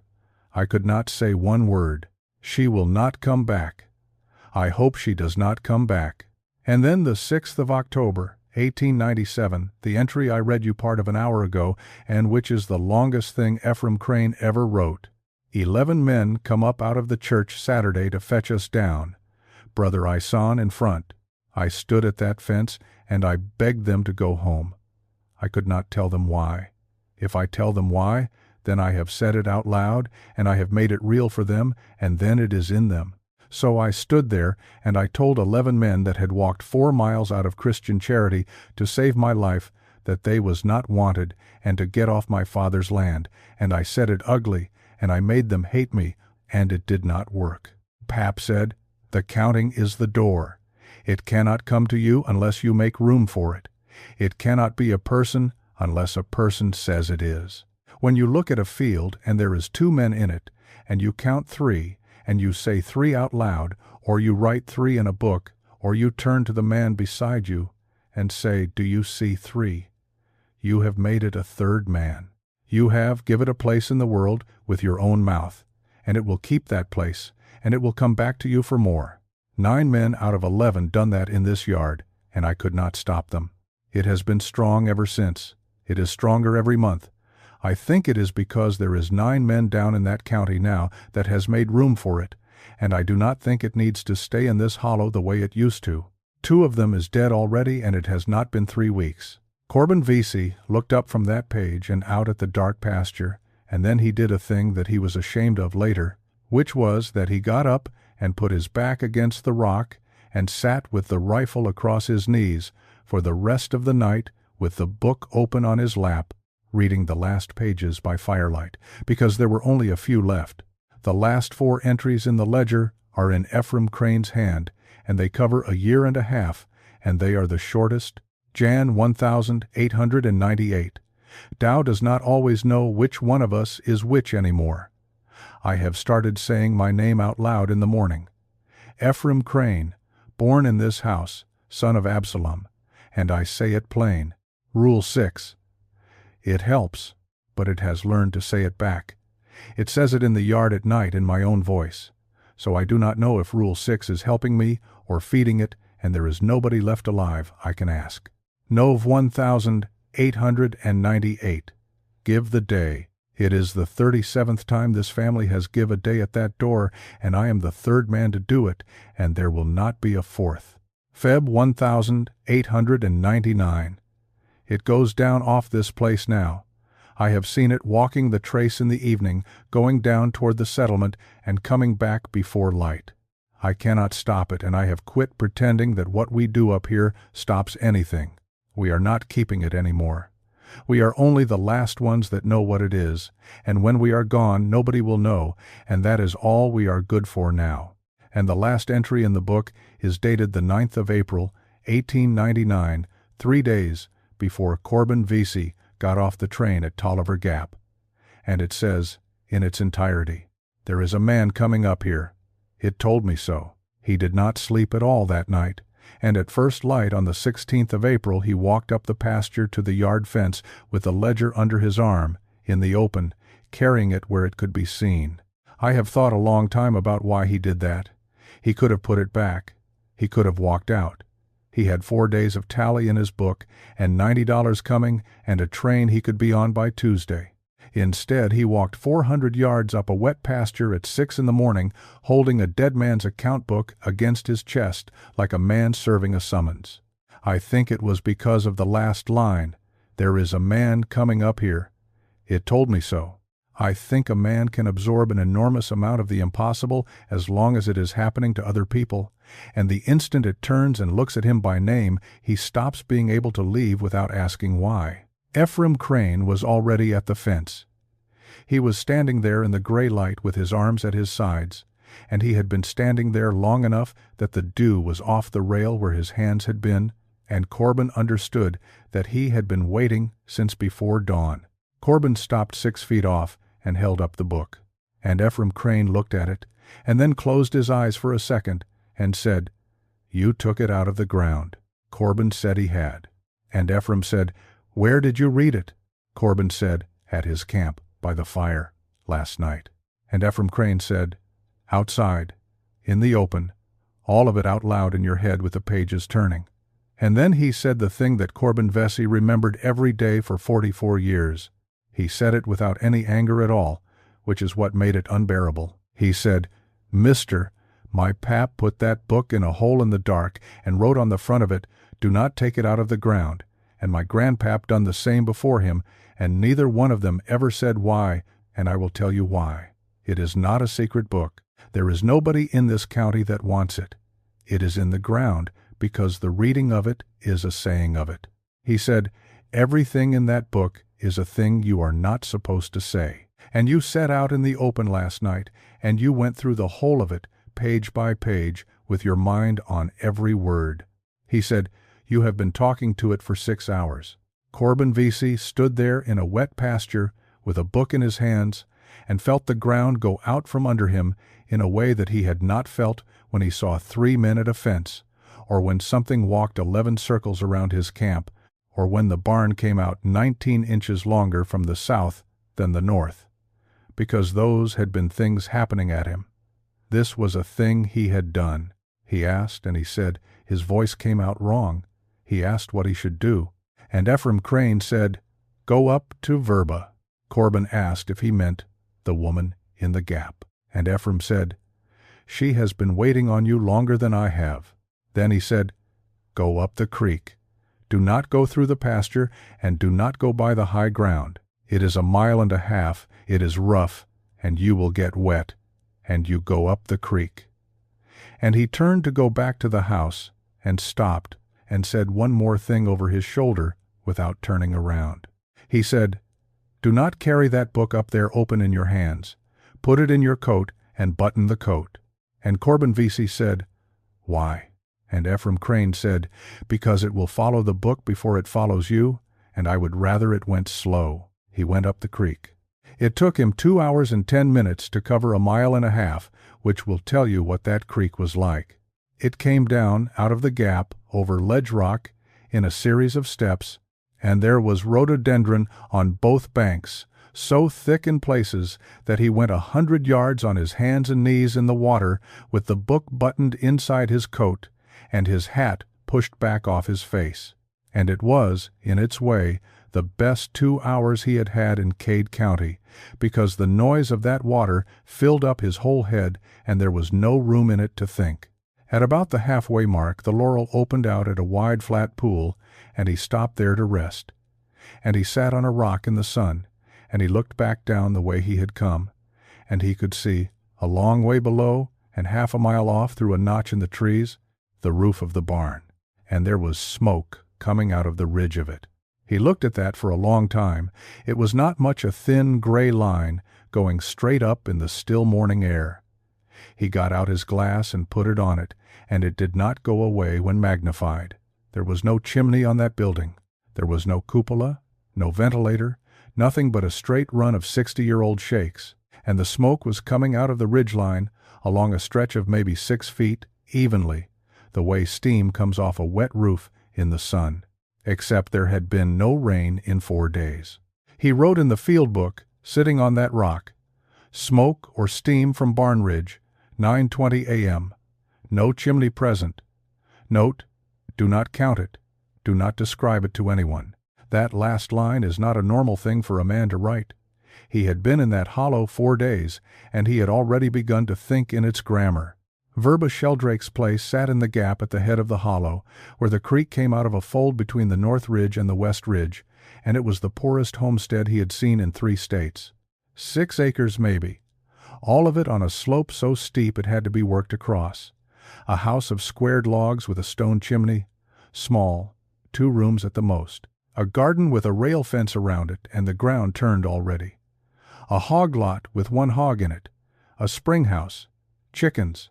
A dog, and he noticed the dog immediately, because it was the first dog he had seen or heard in Sable Hollow, and it stood up at the corner of the house and barked twice, and then sat down again and watched him come.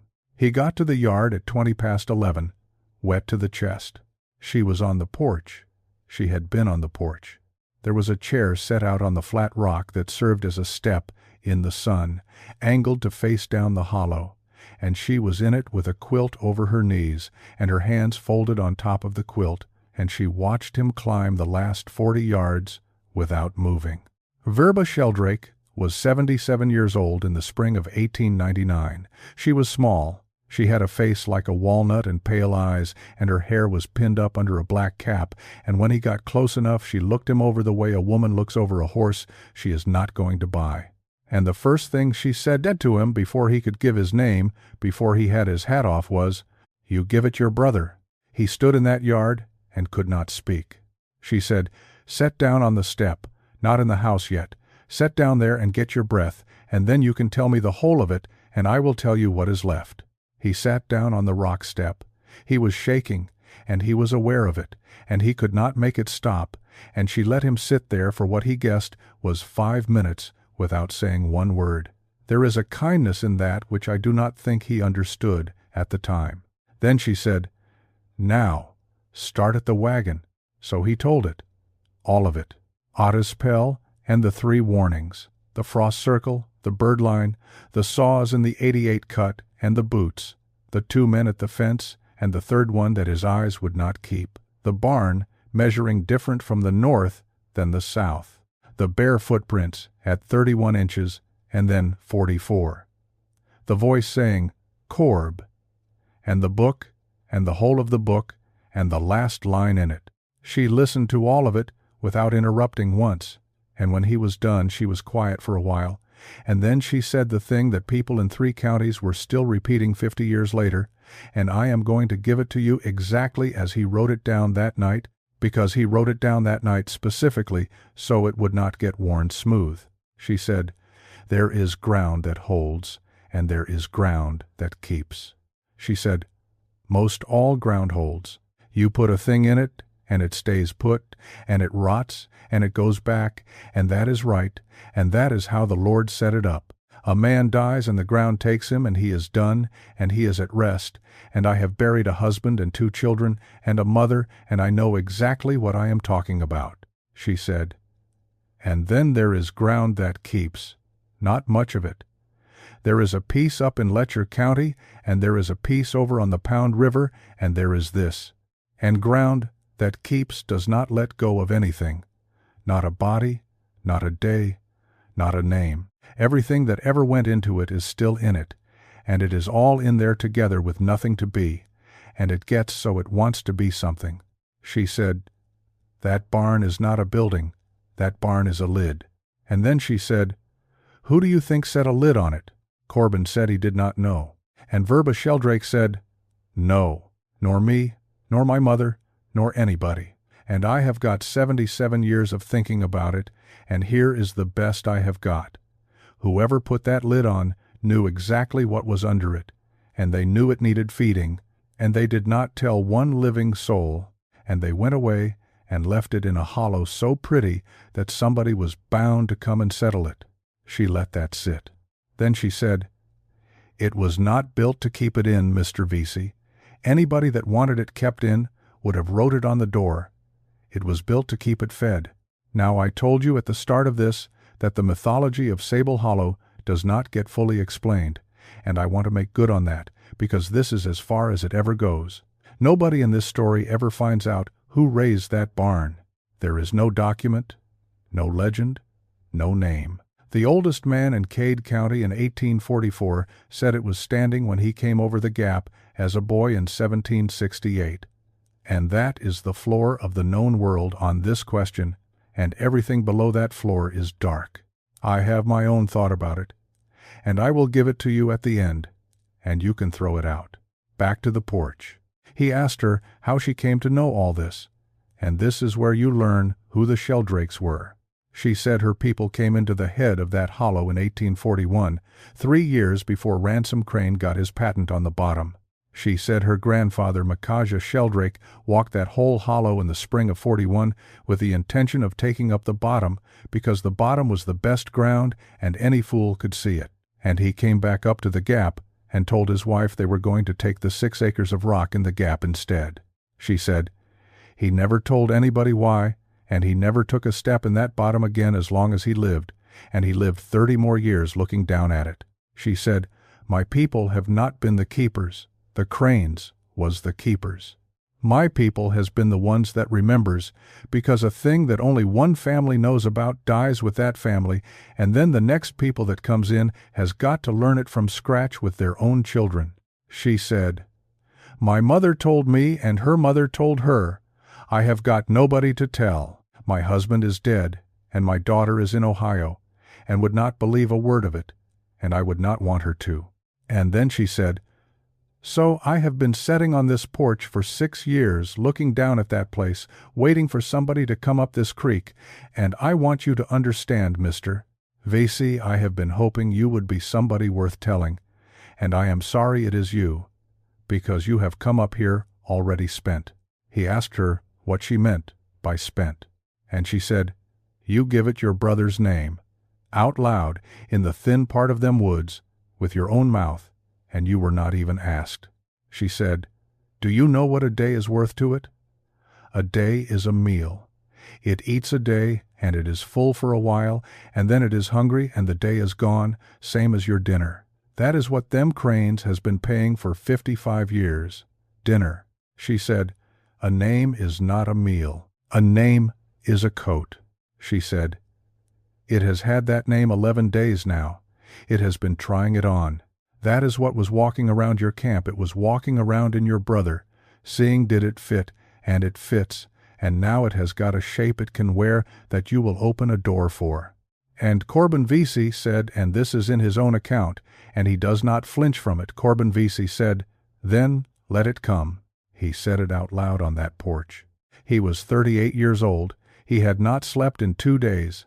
He had spent 5 years walking into the worst country he could find because he could not stand being still, and a woman had just told him that the thing in that barn had put on his dead brother like a coat, and something in him that had been waiting 5 years for exactly this said then, "Let it come."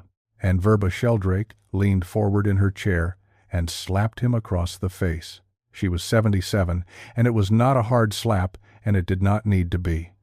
He said it rang in his ear for an hour.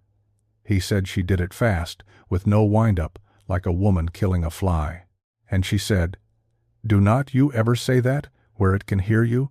Do not you say it in your head?" She said, "That is the door. That is not a figure of speech.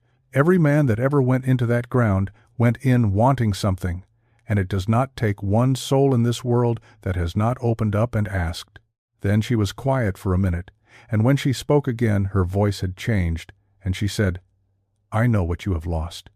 I have lost mine, and I am going to tell you the true thing, and you are going to hate me for it, and I do not care."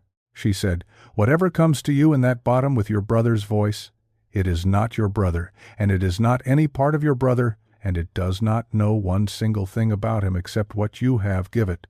It has got a name and 4 notes of a tune and the way you feel. That is all it has got. It is not him. It is a hole in the ground with your grief poured in it." He did not answer her. He sat on that rock step for a while, and then he put his face in his hands, and she let him do that too. And after a while she got up and went inside and came back out with a plate of cornbread and a cup of buttermilk and set it down on the step beside him and did not say anything about it. She fed him and let him dry by her fire, and at about 2 in the afternoon she gave him the rules. Now, Absalom Crane's 6 rules were the rules of a keeper, a man whose job was to live alongside the thing forever. Verba Sheldrake's rules were different, because her rules were for a man who had to get out. She made him take out his field book and write them down, and then she made him read them back to her twice, and then she made him say them without the book, and he could not do it the first time, and she made him do it again. She said, 1. Do not go in that barn. If it is open, that is not an invitation, that is bait. If your hat blows in there, you have lost a hat. 2. Do not count, in your head or out of it. If you look up and there is more of a thing than there ought to be, you look at the ground and you go on about your business. Numbers is how it gets a foot in. 3. It cannot come through a shut door, and it cannot come over a salted sill, and it will not force one, and it never has, but it will ask, and it will ask in the voice you would crawl a mile for, and it can ask all night, and it will not get tired, and you will. 4. When it wears somebody, it will be right in every way that is big and wrong in one way that is small. It gets the face and the voice and the walk. It cannot get the small things, because the small things is the part of a person that never went out into the world where it could be took. So before you get in trouble, pick your small thing. Pick it now, today, and say it to yourself every morning, so when the night comes, you have already got it in your hand. 5. Keep your own name in your mouth. Say it out loud. Your whole name, and your mother's name, and the place you was born. A thing that is claimed cannot be wore. And Corbin Vesey, who had read Ephraim Crane's ledger the night before, said, "Ephraim writes that it has learned to say his name back to him in his own voice. He writes that he does not know any more whether that rule is helping him or feeding it." And Verba Sheldrake looked at him for a long moment and said, "It is both." She said, "Every time you say your name at it, you get a little stronger holding on, and it gets a little better at saying it. That is the trade. There is not a way out of it that does not cost. Anybody that tells you there is a clean way is selling something." She said, "But here is the thing Ephraim Crane cannot see, because he has been down in that bottom for 3 years by himself with a dead man's book. It gets better at your name a little at a time. You only need to hold on for one night, and that is the flaw and the whole flaw, and I want to make sure you have it, because it is going to matter at about the 2.5-hour mark of this story. The ritual works. It works every time. It works less well each time you use it. It is a wall you can stand behind that gets 1 course of stone shorter every hour you stand behind it." The last thing she told him was the thing about Absalom. He had asked her, because it had been sitting in him since midnight, whether Absalom Crane's plan had worked at all, whether giving 150 days had bought anything, even a little. And she said, "It did not get 150 days. He died in 2. Corbin said he knew that. He asked what it did with the rest. And Verba Sheldrake said, "That is the wrong question, and it is the question everybody asks."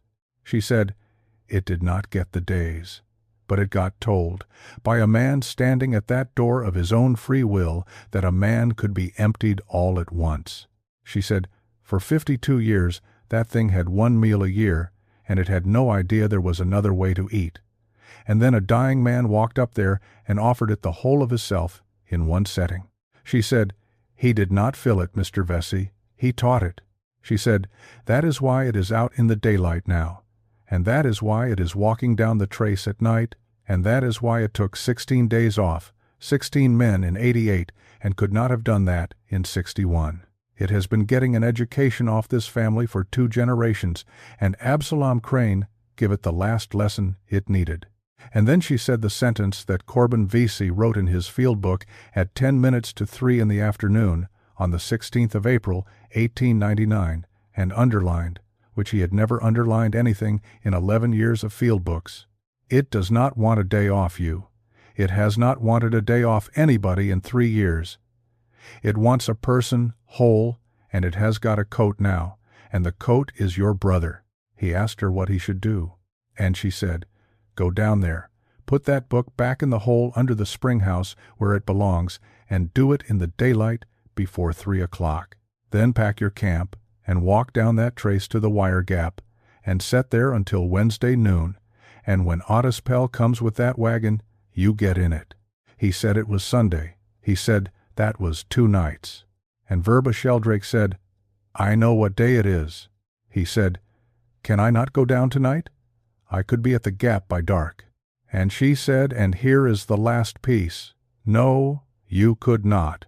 It is 4 miles down that trace through the thin part, and it will be dark before you are halfway, and you would be walking in the woods at night, with a name it has got, and a want it can smell. You would not come out." She said, "You go in the day. Both days you move in the day. You are safer in that pasture with your fire going than you are on that trace at 9 o'clock at night, and that is a terrible thing to have to tell a man, but it is the truth." He asked if he could stay at her house the 2 nights, and she said no. He was quiet, and she saw what he thought, and she said, "It is not that. Set down. It is not that." She said, "My sill is salted and my door is barred, and it has stood at the edge of this yard more nights than I have got fingers, and I would take you in, and I would sleep fine with you under this roof." She said, "But you have got $200 of company instruments, and a book of tally down there, and a canvas pack, and a horse coming Wednesday, and if you come up here tonight, you will have to go back down there in the morning for your outfit anyhow, and then you will have made that walk 4 times instead of twice." She said, "Every time you cross that pasture, you are asking it a question. Cross it as few times as you can. And then she said, "And Mr. Vesey, one more." He waited.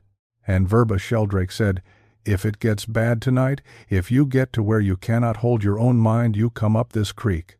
Not the pasture, the creek. And you walk." He said, "Otis Pell told me the same thing. Walk, do not run." And she said, "Otis Pell was told it by me 30 years ago, and he has never had to use it, and I hope you never do." She said, "The reason is not what men think. It is not that running draws it. It is that running is a thing a person does when they have quit thinking, and the second you quit thinking, you will forget your name. And the second you forget your name, it can have it." Corbin Vesey came down that creek in the middle of the afternoon, and got to the bottom at about 4:30, and he went straight to the spring house, and lay down in the mud, and put Absalom Crane's ledger back in the cedar box in the dry stone cellar under the floor, and he set the slab back in the opening, and packed the silt in around it with his hands, and he did all of it before the sun was off the west ridge, exactly as she had told him. And then he stood up in the creek and washed the mud off his arms. And he looked up the bottom at the high ground, and the barn doors were open, both of them, standing wide, thrown all the way back against the siding, 60 feet away from where he had walked past them, barred and pale-worn 30 hours before. He could see the black inside them from 400 yards. There was no light in there, and no shape in there, and no sound coming out of it. And leaned up against the doorframe on the right-hand side, upright, neat, at the exact height a thing would be if a man had set it there on purpose so that a man down in the bottom would see it, was his brass tuning fork, which had been in the inside pocket of his coat, buttoned, since 10:30 that morning. He put his hand on the pocket. The pocket was buttoned. The pocket was empty. He stood in the creek, with the mud drying on his forearms, and looked at the open doors of that barn for 11 minutes. He knew it was 11 minutes because he timed it on purpose with his father's watch open in his hand, and he timed it because timing it was a thing he could do with his mind that was not deciding. Here is what he was deciding. His brother had been dead 5 years and 1 month and 2 days. In that time Corbin Vesey had given away or thrown out or let go of every single thing that had ever belonged to Wesley. His clothes, his kit, his good knife, the letters, all of it, in the first 8 weeks, in a hurry, the way people do. And he had kept one thing, a brass tuning fork worth about 40 cents that he had no use for, out of a box from a logging camp in Cock County, Tennessee. And it was leaning against a door frame 400 yards up the bottom. Rule 1, from a woman on a porch. If it is open, that is not an invitation, that is bait. If your hat blows in there, you have lost a hat. He stood in the creek and did the arithmetic that a man does. And the arithmetic was this. It would take him 4 minutes to walk up there. He would not have to go inside. It was leaning against the frame on the outside. He could see the shape of it against the pale worn wood, and a man could put his hand out and take it without his boot ever crossing the sill. 4 minutes up, 4 minutes back. Broad daylight. 2 hours of sun left. That is the whole trap. And I want you to see how good it is. It does not ask you to go in. It asks you to come to the door and stand there and reach. At the end of 11 minutes, Corbin Vesey shut his watch and put it in his pocket and walked down the bottom to his camp and did not go up there. And he sat down by his fire and he cried for the first time since the 19th of March, 1894. I am going to say something plainly here because we are 3 days from the end of this man's ordinary life, and I do not want him misunderstood. That was the bravest thing anybody does in this entire story. Nobody was watching. It cost him the last object in the world that his brother had touched. He never got it back. He knew when he turned away that he was never going to get it back, and he turned away. Now, he built the fire up big before dark. He had 3 days of firewood laid in by 6 o'clock, which is a thing a man does when he has decided he is not going to have to get up in the night. He cleaned and loaded the rifle he did not believe would be any use. He ate, because Verba Sheldrake had told him to eat, and he picked his small thing. Rule 4. It gets the face and the voice and the walk. It cannot get the small things, because the small things is the part of a person that never went out into the world where it could be took. So pick your small thing. Pick it now, today. So when the night comes, you have already got it in your hand. He sat by that fire in the last of the light and went through his brother like a man going through a drawer. The gap in his teeth no good. Everybody in 4 counties had seen that. Calling him Corb, no good. It already had that. It had spent it on him at 2 in the morning 3 nights ago. Coffee. Wesley hated the smell of coffee and drank 4 cups a day for the warmth of the tin. That was better, that was odd, that was particular, that was the kind of thing you would only know from living beside a man, but it was not private. Every hand in every camp Wesley Vesey ever worked in had heard him complain about the smell of coffee, because Wesley complained about it out loud, daily, at length, to anybody. That is the trouble with a man like Wesley. Almost nothing about him was private. He spent himself out into the world with both hands. And then Corbin found it, and he wrote later that when he found it he laughed out loud alone by a fire in that hollow, which was probably not a wise thing to do. The 4 notes. Wesley Vesey had whistled the same 4 notes through the gap in his front teeth for 24 years. Everybody knew the 4 notes. Men in 3 camps could have whistled them back at you, and the 4th one was flat. Not a little flat. A good half-step flat every single time for 24 years, and he could not hear it. He was not tone-deaf about anything else. He could sing the bass line in a church house perfectly well, but on those 4 notes, on his own tune, the last one came out under, and he never once knew it, and his brother had never told him. That is the part. Corbin Vesey had heard that 4th note come out flat probably 10,000 times over 2 decades, and had never once said, "Wes, you are flat," because it was funny, and because it was his, and because there are things you keep about a person for no reason at all, and then they die, and it turns out those were the things. He had never told Wesley. He had never told their mother, or a girl, or a foreman, or anybody. There was not one other living person on this earth who knew that the 4th note was flat, and there never had been. He said it out loud to himself by the fire on the 16th of April.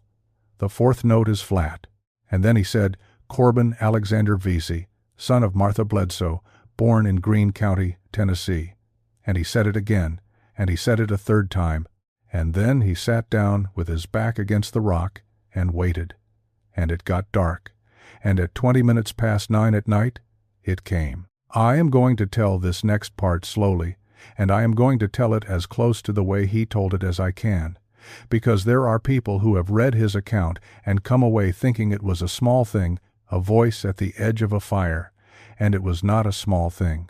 It went on for 5 hours and 40 minutes. The first he knew of it was the fire. The fire went small, not out small.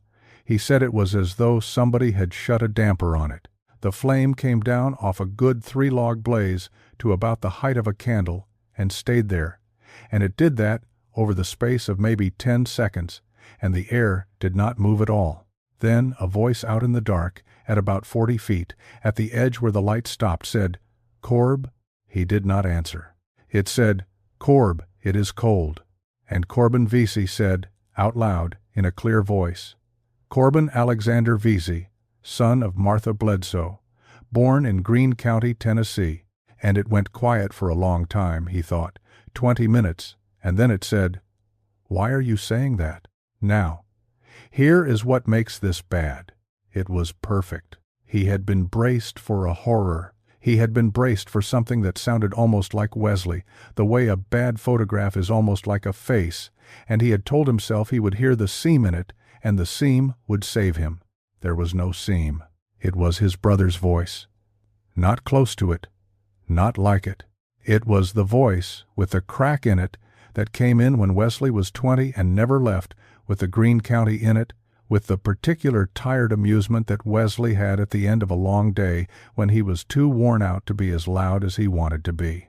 Corbin said afterward that inside of a minute his body had gone over. He said his eyes were doing what his eyes had been told to do, and his mind was holding on to Rule 5 with both hands, and his body, his chest, his throat, his hands had simply and completely believed that his brother was standing out there in the dark 40 feet away being cold.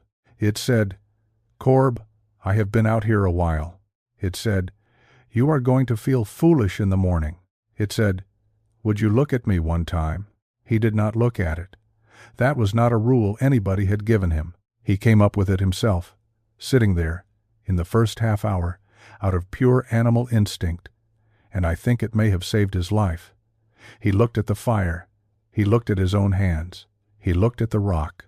He did not look out into the dark, not one time, not for 5 hours and 40 minutes, and it never came inside the light. He said his name. He said it out loud, at intervals, and he was not systematic about it at first, and it got worse when he was not systematic, so by about 11 o'clock he had worked out a rhythm: full name, mother's name, birthplace, then count 60, then again, and he kept that rhythm up for 5 hours like a man bailing a boat, and it talked to him the entire time.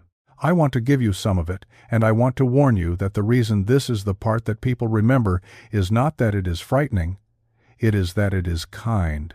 It said, "You did not do anything wrong on that riverbank." It said, "You shouted. That is more than anybody else done. There was 60 men on that bank, and 59 of them shouted nothing." It said, "I did not hear you. That is all it was, Corb. There was 11,000 log in the water and a dam letting go, and I could not hear one thing. It would not have mattered if you had shouted the other way." And Corbin Vesey sat by a candle-sized fire with his fingernails in his palms and said, "Corbin Alexander Vesey, son of Martha Bledsoe, born in Greene County, Tennessee." It said, "You have not been anywhere in 5 years. You have not sat down in 5 years.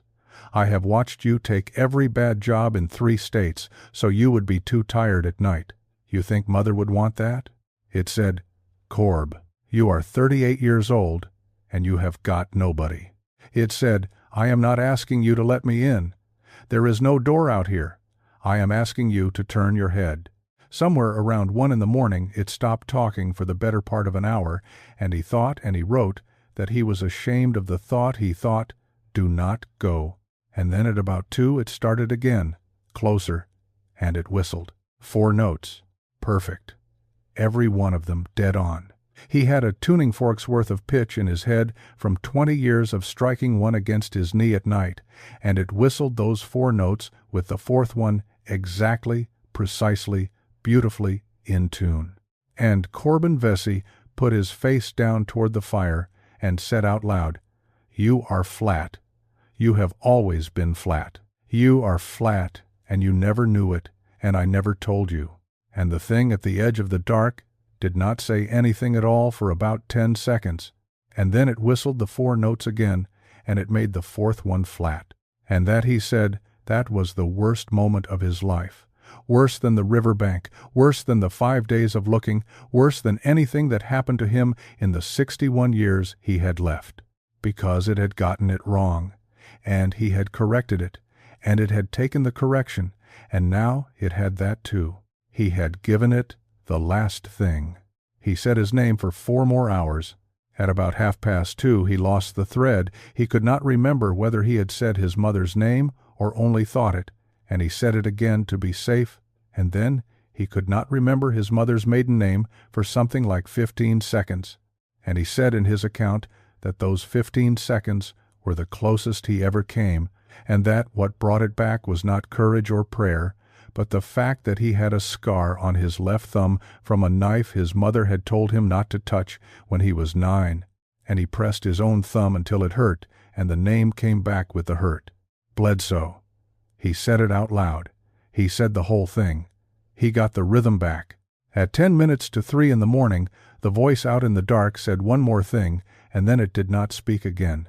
It said, "That is all right, Corb. You will get tired before I will." The fire came back up at about 4:15, just came up, on its own, off the same 3 logs, to a normal blaze, the the way it would if a damper had been opened, and the ordinary cold of an April night came in around him, and somewhere up the north ridge, outside the bird line, an owl called, and it was the first ordinary sound he had heard in 7 hours. He did not sleep.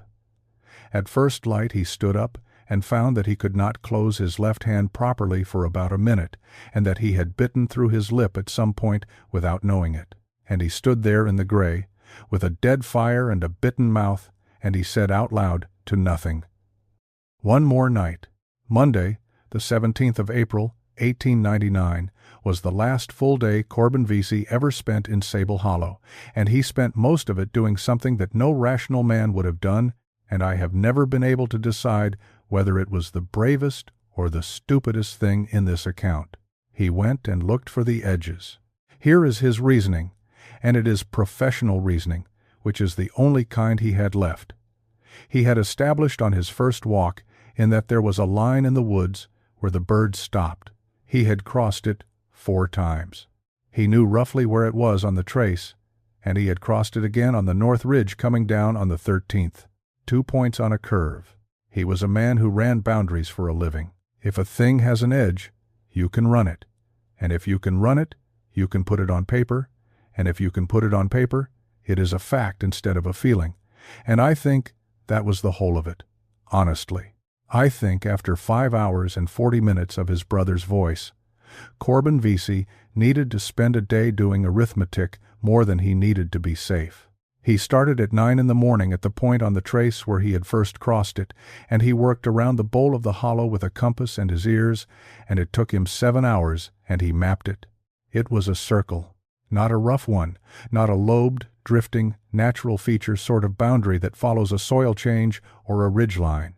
A circle, and he ran enough of it to establish the center and the radius. And the center was the barn, and the radius was 430 yards. Inside 430 yards of that building, in the 3rd week of April, in eastern Kentucky, in perfect habitat, there were no birds. Outside it, there were. He worked out the center by intersection at about 2 in the afternoon, and sat down on a log, and looked at his own figures for a while, and then he did the thing that turned that day from strange into something else. He went and found the circle on the ground, because it had occurred to him, sitting on that log, that if a thing has an edge that precise, somebody, at some point, may have marked it, and he was 200 yards up the west slope from a piece of that boundary, and he went down to it and started walking it and looking at the ground. He found the first stone in about 20 minutes.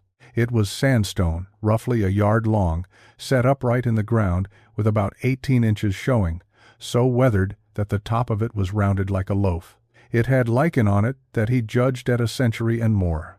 It was not a boundary marker of any kind. He knew no blaze, no mark, no cut face. He found the second one 312 paces along the circle from the first, and the third 311 paces from the second. He walked that ring for the rest of the afternoon, in and out of Laurel, up and down, through some genuinely bad ground, and he found 9 stones set at almost exactly even intervals around a circle 430 yards in radius, centered on that barn. 9. He counted the stones, and then he stopped dead in the laurel with his hand on the 9th one, and understood what he had just done, and stood there for a full minute with his heart going, and nothing happened, and he decided, deliberately, which is all a man can do, that stones were not people, and that the rule was about people, and that he was going to go on believing that. I do not know if he was right. Nobody does. I am telling you what he decided. The circle should have had 12. He worked that out from the spacing. 311 or 12 paces at that radius gives you 12 stations around a full circle, near enough, and there were 3 gaps of double interval, 3 stones missing, and he found all 3 of them, and this is the part of the story where I stopped being able to offer you anything comforting. The first one was lying flat, about 40 feet inside the line, in a bed of moss, with the moss grown up over one long edge down a long time. 20 years, 50, he could not say. The second was lying flat, about 60 feet inside the line, and it had been down long enough that a beach had come up through the space where it had stood. And the third one was lying on its side about 12 feet inside the line, with raw dirt still in the hole it had come out of, and grass growing up through that raw dirt down, he judged, somewhere between 1 and 3 years. He stood over that third stone for a long time. And then he walked the gap it had left, and about 30 yards inside the line, in a hollow between two rocks, he found the pile. It was iron. That is the plainest way to say it. It was a heap of iron and steel about the size of a wagon bed, thrown into a low place between two rocks, and it was the accumulation of a very long time. On the top of it, bright and hardly rusted, were 2 cross-cut saws, 3 axe heads, and a set of log tongs. Under those browner were more saws, an older pattern, a 2-man saw with a straight back that he said had gone out of use before he was born, and a broad axe, and a froe, and half a dozen more axe heads. Under those, and he had to move things to see them, and he did move things, were the pieces of a wagon tire, and a plow point, and the barrel of a rifle, with the wood entirely gone off of it, and a set of hames, and something he thought was a hoe blade. And down in the bottom of it, wedged in among all the rest, in the dirt dark as the dirt, there were boot nails. Not boots, boot nails, hundreds of them. The hobnails and heel plates out of boots whose leather had gone entirely back to the ground, in a layer, at the bottom of a pile of iron, in a hollow between 2 rocks, 30 yards inside a circle of standing stones on a mountain in Cade County, Kentucky. He counted nothing. He did not touch the boot nails. He put back the pieces he had moved, which strikes me as a very strange courtesy, and also as the exact thing I would have done.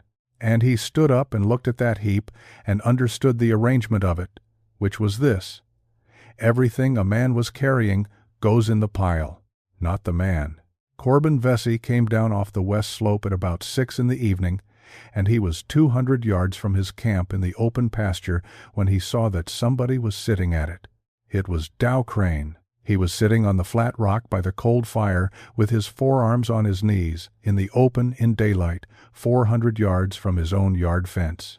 And as far as anybody in Cade County knew, Dow Crane had not been that far from that cabin in 3 years. Corbin came up slow and stopped about 15 feet off and said, "Good evening." Dow Crane said, "Ephraim does not know I come down here."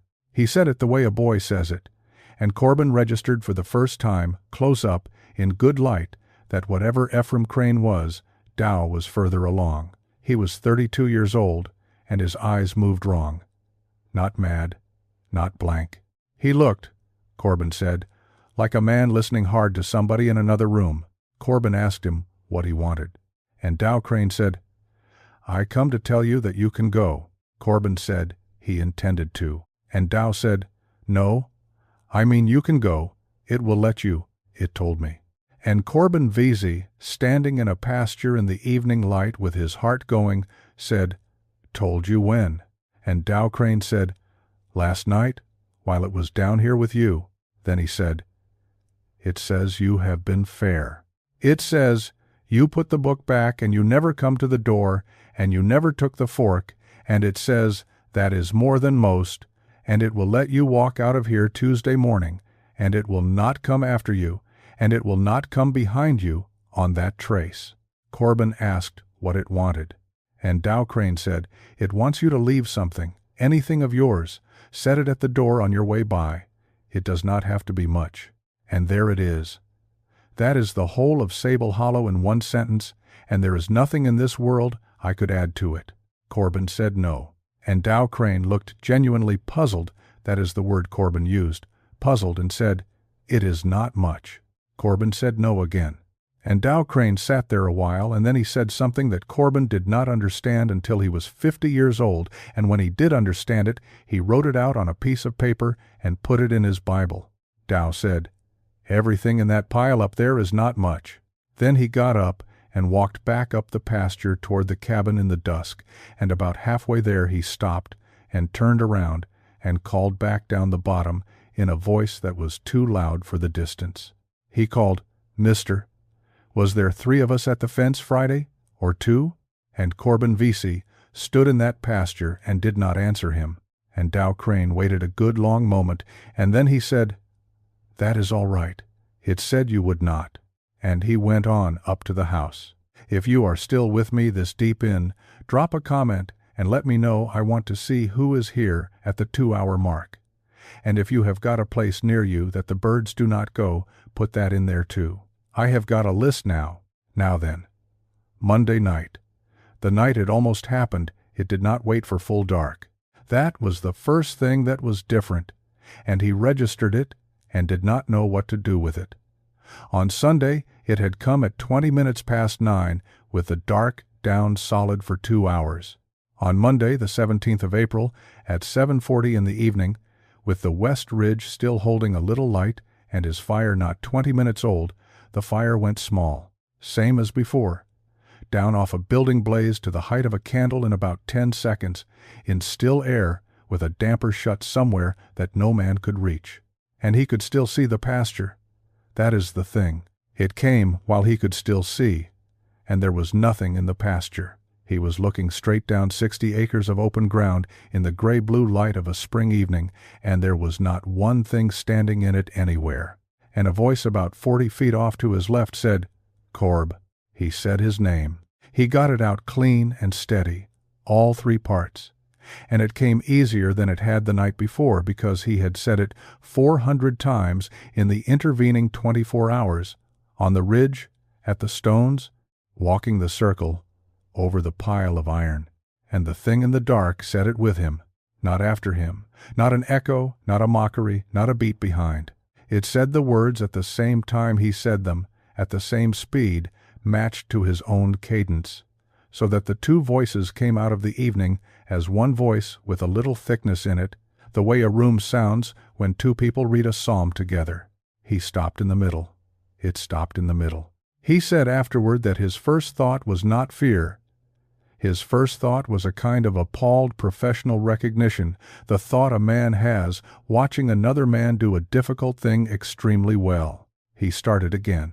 He got out, Corbin Alexander, and it was there with him on every syllable. And he thought, and he wrote this down 11 days later in Hazard, and the handwriting on this line is the worst in the whole document, he thought. How does it know which word is next? Then he understood, and understanding it was worse. And it is the reason this night is the one that nearly finished him. It was not following him. It was saying it with him because it had said it 400 times too. It had been listening for 24 hours to a man walk a mountain reciting his own name. It had the whole thing. Words, order, rhythm, the little pause he put after Bledsoe, the way his voice came down on Tennessee. He said his name, and he could no longer tell which of the 2 voices was his. That is the failure of the ritual, and I want to lay it out plainly because it is the mechanism of this entire case. And it is not a magic trick. It is a perfectly comprehensible thing that happens to human beings. The rule was a thing that is claimed cannot be worn. The claiming works by the man hearing himself say it. That is where the strength was, not in the words, in the hearing. And when the words started arriving in his ears in 2 voices at once, the hearing stopped being proof of anything. He was saying a sentence into the dark, and the dark was saying it back at the same instant, and there was no longer any way from the inside to establish which end of that sentence he was on. He said it 4 more times. It said it 4 more times with him, and on the 5th time it started a half-beat early. He heard Corbin begin out in the pasture before his own mouth had opened, and Corbin Vesey stood up off that rock and picked up nothing at all. No pack, no rifle, no instrument, no field book, none of it, and every one of those things was worth more than a month of his wages, and he walked out of his camp and into the creek and started up the hollow. Verba Sheldrake had told him, "Go up the creek, not the pasture, and walk." He walked. It was 8 o'clock at night on the 17th of April, and it was a mile and a half of ledge rock and rhododendron that had taken him 2 hours and 10 minutes in daylight on his hands and knees, and he did it in the dark, in the water, and it took him 3 hours and 40 minutes, and he walked every step of it. I want to spend a minute on that, because when people tell this story fast, they say, he ran for the old woman's house, and he did not run, and the not running is the whole of it. He walked up a creek in the pitch dark. He could not see the rock he was putting his foot on. He was in water to the knee most of the way, and to the waist twice. He was going up an average grade of better than 1 in 4. There was laurel over the top of it in long stretches, so that he was pushing through wet brush with his eyes shut against the branches, in water, uphill, at night. And he set himself a pace, and he counted it, because counting his own steps was the one arithmetic left to him that could not be taken, and because a man like that will always reach for arithmetic, and he did not let the pace go up. Not when the voice came onto the bank beside him at about the quarter-mile mark, and started walking along with him. Not when it began to talk. It talked the whole way. It was not kind that night. That is the other thing that was different. On Sunday, it had spent 5 hours telling him it was not his fault. And on Monday, on that bank, it dropped that entirely, and it went to work on him with the specificity of something that had been listening to a man's thoughts for 6 days. It said, "You are going to be alone the rest of your life." It said, "You know that. You have known it since the 19th of March. It said, "You are going to go back to Cincinnati and give a man a number, and take $90 and get on another train, and there is not one person on this earth who will ask you where you have been." It said, "There is nobody left that calls you Corb." And Corbin Vesey walked up a creek in the dark and said his name and counted his steps. And he could not tell which voice was his, so he did a thing that I think is the single cleverest act of survival in this whole story, and he thought of it right there in the water at about the half-mile mark. He stopped saying his name. He put his hand in his coat and took out the folded page he had copied out of Absalom Crane's ledger, which was wet, and he could not read it and did not need to, and he held it. And instead of his name he said, "The 6 rules," out loud, in order, 1 to 6, and then again. Because the thing could say his name with him, it had had 24 hours of that name. It had never once heard him say the rules. He got about 9 repetitions in before the voice on the bank stopped talking, and he said that when it stopped he felt something he had no business feeling in that situation, which was satisfaction. It did not stay stopped. About 2/3 of the way up, at the wide flat pool where he had rested on Saturday and seen the smoke coming off the ridge of the barn, the voice came back, and it was not Wesley any more. It was his mother. Martha Bledsoe Vesey had been dead since 1881. Corbin had not heard that voice in 18 years. And it said his name, his whole name, the way she said it, the way a mother says a whole name, and it said, "Sit down on that rock and rest a minute." And he stood in that pool up to his thighs in water so cold it had stopped hurting an hour before. And he later wrote that he came nearer to sitting down on that rock than he ever came to anything, and that what stopped him was not any rule and not any prayer. What stopped him was that he could not remember whether his mother had ever called him by his whole name in her life. He could not remember. 18 years, and it was gone, and he stood there groping for it and could not find it. And it was the not finding that saved him, because he thought, with a clarity he described as almost cheerful, "If I cannot remember it, then it cannot have took it off of me. And if it did not take it off of me, then it is guessing." And he said out loud in the water, "That is a guess." And the voice on the bank did not answer. And he pressed his left thumb on the scar until it hurt, which had become his habit in about 30 hours, and he went on up the creek. He came out of the laurel into Verba Sheldrake's garden at 20 minutes to midnight. Her dog was standing in the middle of the yard, facing down the hollow. It was not barking. It was standing dead still, with its hackles up in a ridge from its shoulders to its tail, and it did not so much as look at Corbin when he came out of the brush 8 feet from it. The door opened before he got to the step. She had a lamp in her hand, and she was dressed. She had not been in bed. She looked past him first, that is what he remembered. She looked past him, down the hollow, for about 2 seconds, and whatever she saw or did not see, she did not remark on, and then she said, Come in. Do not stop on the sill. Step over it." He stepped over it. She shut the door and dropped a bar into 2 iron brackets, and then she took a wooden box off the shelf by the door and went along the bottom of the door on her knees, at 77 years old, and laid a line of salt on the sill, and did the same at the one window. Then she said, "Set." He sat down at her table, and he could not let go of the folded page. He had it crushed in his right hand, and his hand had cramped around it, and she had to work his fingers open one at a time, and she smoothed the page out on the table and looked at it and said, "That is Absalom 6. Where did you get that?" He said he had copied it out of the book. And she said, "You said these out loud at it." He said he had. He said he had said them about 40 times going up that creek. And Verba Sheldrake sat down slowly on the other side of that table and put her hands flat on it and said, "Well, it has got them now." He said he was sorry. And she said, "Do not be sorry. You are alive, and they was only words on a page, and I have got them by heart, and so has Ephraim Crane." She said, "But that is the last time that trick works, for you or for anybody, and I want you to know it, because you are going to be tempted to go back to it some night, 30 years from now." She made him get out of his wet clothes, and she gave him a quilt, and she put him in the chair by the fire, and she did not go to bed. She sat in the other chair with the lamp turned low all night, facing the door. At about 2 in the morning he asked her if it was out there, and she said, "It is at the edge of the yard by the hog lot. It has been there since 11:15, which is before you got here." He asked how she knew, and she said, "The dog." He said the dog was not barking, and she said, "No, he barks at a fox. He does that when it is out there, and he has done it 40 times in 6 years, and he will keep doing it until he dies, and there is not one thing wrong with that dog." She said, Ephraim Crane's dogs would not stand it. Neither would his paps.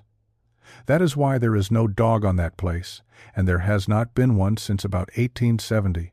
Then she said, "Mine will stand it because he was born in this yard inside this salt, and he has never been down there." And then she said the thing that Corbin Vesey turned over for the next 44 years. Everything alive in this hollow knows exactly what that is. The birds know, and they leave. The dogs know, and they will not stay. The stock knows Absalom Crane could not keep a horse on that place. Did you know that? He plowed with a borrowed mule and took it home every night for 50 years. She said, "There is one animal in this whole creation that comes up in here and settles down and builds a house and stays." At about 4:30 she asked him what he had left down there. He said his pack, his rifle, $200 of company instruments, his field book with 4 days of tally in it, and his coat. And she said, "That is not what I asked you." And Corbin Vesey sat in a chair with a quilt around him at 4:30 in the morning and said, "The fork." He told her about it, the tuning fork out of the box from the camp at Cosby, the only thing left in the world his brother had touched, taken out of a buttoned pocket and set upright against the door frame of that barn, where a man down in the bottom could not help but see it. And he said, "I did not go and get it." And she said, "No." And he said, "So I left it there." And Verba Sheldrake was quiet for a while, and then she said, "I have thought about that since you told me you seen it, and I am going to give you the truth, which is that I do not know." She said, "You did not set it at that door. It took it out of your coat. A thing that is took is not a thing that is give. That is the oldest part of all of this. That is the part Ransom Crane knew in 1844. She said, "But you seen it setting there, and you knew what it was, and you turned around and walked off and left it. And I do not know what that is. It might be the smartest thing any man ever done in that bottom. And it might be that you give it something after all, just slow and standing up." She said, "You are going to want a plain answer, and there is not one, and I am too old to make one up to be kind to you." He asked her what he should do about it, and she said, "Go home, and do not never come back for it. Whatever that is, it is a small enough price that you are setting in my kitchen, and there is a pile of iron on that mountain that says most men paid more." At first light on Tuesday, the 18th of April, 1899, Verba Sheldrake opened her door and looked out, and then said, "It is gone off. Go on now, and go quick, and do not stop in that bottom for anything but your outfit." He stood on her step in a borrowed shirt with his own clothes still wet, and he tried to say something to her, and he could not. And what he actually said, according to his own account, was, "I do not know how to thank a person for this." And Verba Sheldrake said, "Tell it." He said he did not understand. And she said, "You are going to live a long time, and you are going to be somewhere far off from here with people that has never heard of Cade County. Tell it. Do not tell it as a tale. Tell it as a thing that happened, and put in the parts that make you look bad." She said, "My people has been remembering this by ourselves for 58 years, and I am the end of mine. Ephraim Crane is the end of his. You are the only one that is going to walk out of this hollow able to talk about it and be believed," she said. "That is what you owe, nothing else." He asked if he could come back and see about her, and Verba Sheldrake said no. And then she said, "But you can write me a letter, and I would like that very much." He came down that creek in the morning light in an hour and 10 minutes, and he came into the bottom at about 7:30, and it was, and he wanted this said, he insisted on it, in every account he ever gave. It was the prettiest morning he had ever seen in his life. Full April. The redbud out on both slopes. The whole bowl of it green and wet, with the sun just coming over the east ridge, and the mist standing up off the creek in long white ropes, and 60 acres of the best bottomland in eastern Kentucky, lying there in front of him with 100 years of white oak standing over it. He said he stood at the edge of the timber for a minute and thought, with a kind of despair, of course it is beautiful. That is the whole design of it.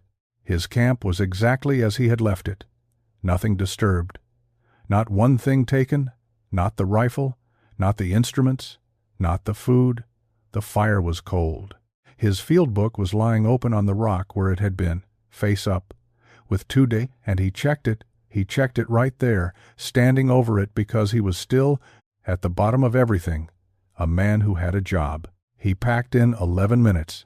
He said he timed that too. And then he shouldered a 60-pound pack and picked up his rifle and turned to go down the trace, and he made himself do one thing before he went, and it took him about 4 seconds, and it cost him more than anything else he did in Cade County. He looked up the bottom. The barn doors were shut, barred from the outside, the pale worn bar back in its brackets. There was nothing leaning against the frame. And 400 yards up, at the yard fence in front of that falling-in cabin, in the clean gold light of 7:30 in the morning, there were men standing. He did not count them. He wants that on the record, and I am putting it on the record. Corbin Vesey looked up that bottom on the morning of the 18th of April, 1899, at the yard fence of the Crane place, and he saw men standing at it, and he did not count them, and he never, in 61 years, permitted himself to work out afterward how many there had been. He said the number was in his head. He said, of course, the number was in his head. A man cannot look at a thing and not know, and he said he had spent his whole life since refusing to take it out and look at it. One of them raised a hand. Just one. Raised it up beside his head, palm out, and held it there the way a man does, in that country, when another man is leaving, and there is nothing to be said. And Corbin Vesey raised his hand back. And then he turned and walked down that trace 4 miles to the wire gap without stopping, and he came out of the thin part into the birds at about the 3-mile mark and said he had to put a hand on a tree. He got to the gap at 11 in the morning on Tuesday, and the wagon was not coming until Wednesday noon, and he sat down on his pack on the far side of the Little Cade River with his back to a sycamore, and he stayed there for 25 hours. He built a fire. He did not sleep. He watched the trace on the other side of the water the entire time, all Tuesday afternoon, all Tuesday night. And he said nothing came down it, and nothing stood in it, and about the middle of the night a whip-poor-will started up on the far bank and went on for 2 hours, and he sat there and listened to it like a man listening to music. Otis Pell came at 10 minutes past noon on Wednesday, the 19th of April. He came down to the gap with the mule wagon, and he stopped it, and he looked across at Corbin Vasey sitting on his pack on the far bank, and Corbin got up and came over the footlog with his outfit, and neither one of them said a word until the packs were in the wagon. Then the old man said, "You are out," and Corbin said he was. And Otis Pell said, "Get in." They rode about 4 miles before either of them said anything else. Then Otis Pell, looking at the mule's ears, said, "Did you go up to Verba?" Corbin said he had. He said he had spent Monday night on her floor. And Otis Pell nodded slowly for about a quarter of a mile, and then he said, "Well, then you will do." And after another while he said the only other thing he said on 19 miles of county road, and he said it without any inflection at all, the way you would mention the weather. He said, "I lost a Tuesday in '97, same as everybody. I have never told my wife." He said, 44 year I have been married to that woman, and I have told her every other thing there is." And Corbin Vasey said, "Why not that?" And Otis Pell said, "Because she would ask me what I was doing that day, and I would have to say I do not know, and then we would both have to sit there in the kitchen with that." They rode into Tolliver Gap at 5:30 in the evening. Corbin Vasey took the night train, and he was in Hazard by Thursday morning, and he took a room at a boarding house on Main Street and slept 19 hours with a chair under the doorknob, and when he woke up he sat down at a little table by the window and started writing, and he wrote for 4 days. That document, the one he wrote in Hazard, Kentucky, in the last week of April, 1899, 41 pages in a hand that got worse toward the end, is where almost everything I have told you tonight comes from. He filed his cruise report with the Ashland Bell Lumber Company of Cincinnati, Ohio, on the 3rd of May. It is 2½ pages.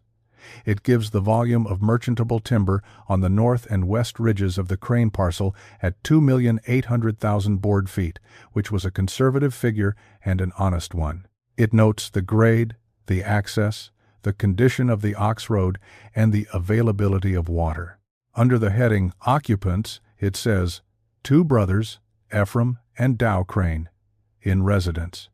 They make no claim on the timber and will make no trouble. 2. He wrote 2. And under the heading Recommendation, at the bottom of the second page, Corbin Vasey wrote 4 sentences that cost him his career, and here they are. "I do not recommend this tract at any price. I will not go back onto it, and I will not certify a crew onto it. There is a condition in that hollow which I cannot describe in a document of this kind, and which I have described elsewhere. If the company cuts Sable Hollow, it will lose men, and it will not be able to say afterward how it lost them." The company wrote back on the 11th of May and asked him to clarify. He did not clarify. He sent them the 41 pages. The Ashland Bell Lumber Company of Cincinnati, Ohio, received 41 handwritten pages from its timber cruiser on the 16th of May, 1899. We know exactly what they did with them because they wrote it down. They stamped the bundle received, they entered it in the correspondence log, they filed it in the tract folder for the Cade County holding, and somebody, a clerk, a manager, we do not know, wrote across the top sheet in pencil, in a neat hand, "Vasey. Nervous condition. Do not re-engage." And that was the end of Corbin Vasey's career in timber. He was not fired, exactly. There was nothing to fire him from. He was paid by the job. He was simply never engaged again, by Ashland Bell or by anybody else, because it is a small trade in a small world, and the word that went around 3 states in the summer of 1899 was that Vasey had come off a mountain in Kentucky talking about something and would not stop talking about it, and had put it in writing on company paper. He was 38 years old, he was the best cruiser in 3 states, and he never ran another line for pay as long as he lived. He got his $90. I have always found that detail almost unbearable. They paid him. The voucher is in the file. $90, paid the 22nd of May, 1899, for 4 days' work on the Crane parcel, Cade County, Kentucky. Now, what the company did next is the part of this story that almost nobody knows, and it is the part that I think settles the question of whether Corbin Vesey was a nervous man who imagined things in the woods. They waited 2 years, and then they cut it. In the spring of 1901, Ashland Bell put a crew of 22 men into Sable Hollow under a foreman named Hollis Rakestraw out of Perry County, with a contract to take 400 acres off the north and west ridges over 18 months. They widened the Ox Road in April. They built a camp on the north bench above the bird line, which is a thing I doubt they knew they were doing. They began cutting on the 6th of May, 1901. They cut for 6 weeks, and they cut well. The company's production sheets survive, and they are unremarkable and healthy, good footage, no unusual delays. One man off with a cut foot in the last week of May. And then there is the entry for the week ending the 22nd of June, 1901, and it is the reason I am able to tell you this part with a straight face. The payroll for that week lists 23 names. 22 men were on that mountain. The company had 22 on the roll in April, 22 in May, and 22 in July. For the week ending the 22nd of June, there are 23 lines, 23 sets of hours, and 23 marks in the signature column, and one of those names is a name that appears nowhere else in the records of the Ashland Bell Lumber Company. Not in the hiring book, not in the following week, not in any correspondence.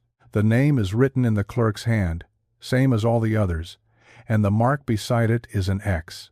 The bookkeeper in Cincinnati queried it in August. Hollis Rakestraw wrote back, and his reply is 1 sentence long, and it is the second best sentence in this entire case after Herschel Dokes. He wrote, "The books is right, and I am not going to discuss it. On the night of the 9th of July, 1901, something happened in that camp. I cannot tell you what, and neither can anybody else, and I have looked. What I can tell you is what is in the record on either side of that night. Before it, 22 men, healthy production, a foreman who thought he was going to finish his contract. After it, 19 men came down off that mountain on the 10th and 11th of July.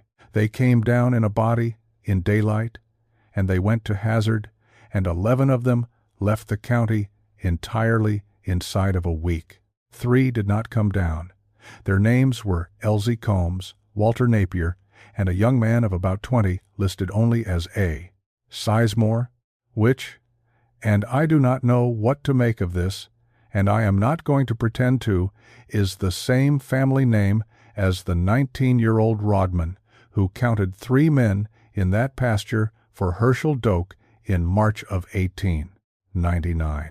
The company sent a party in on the 15th of July.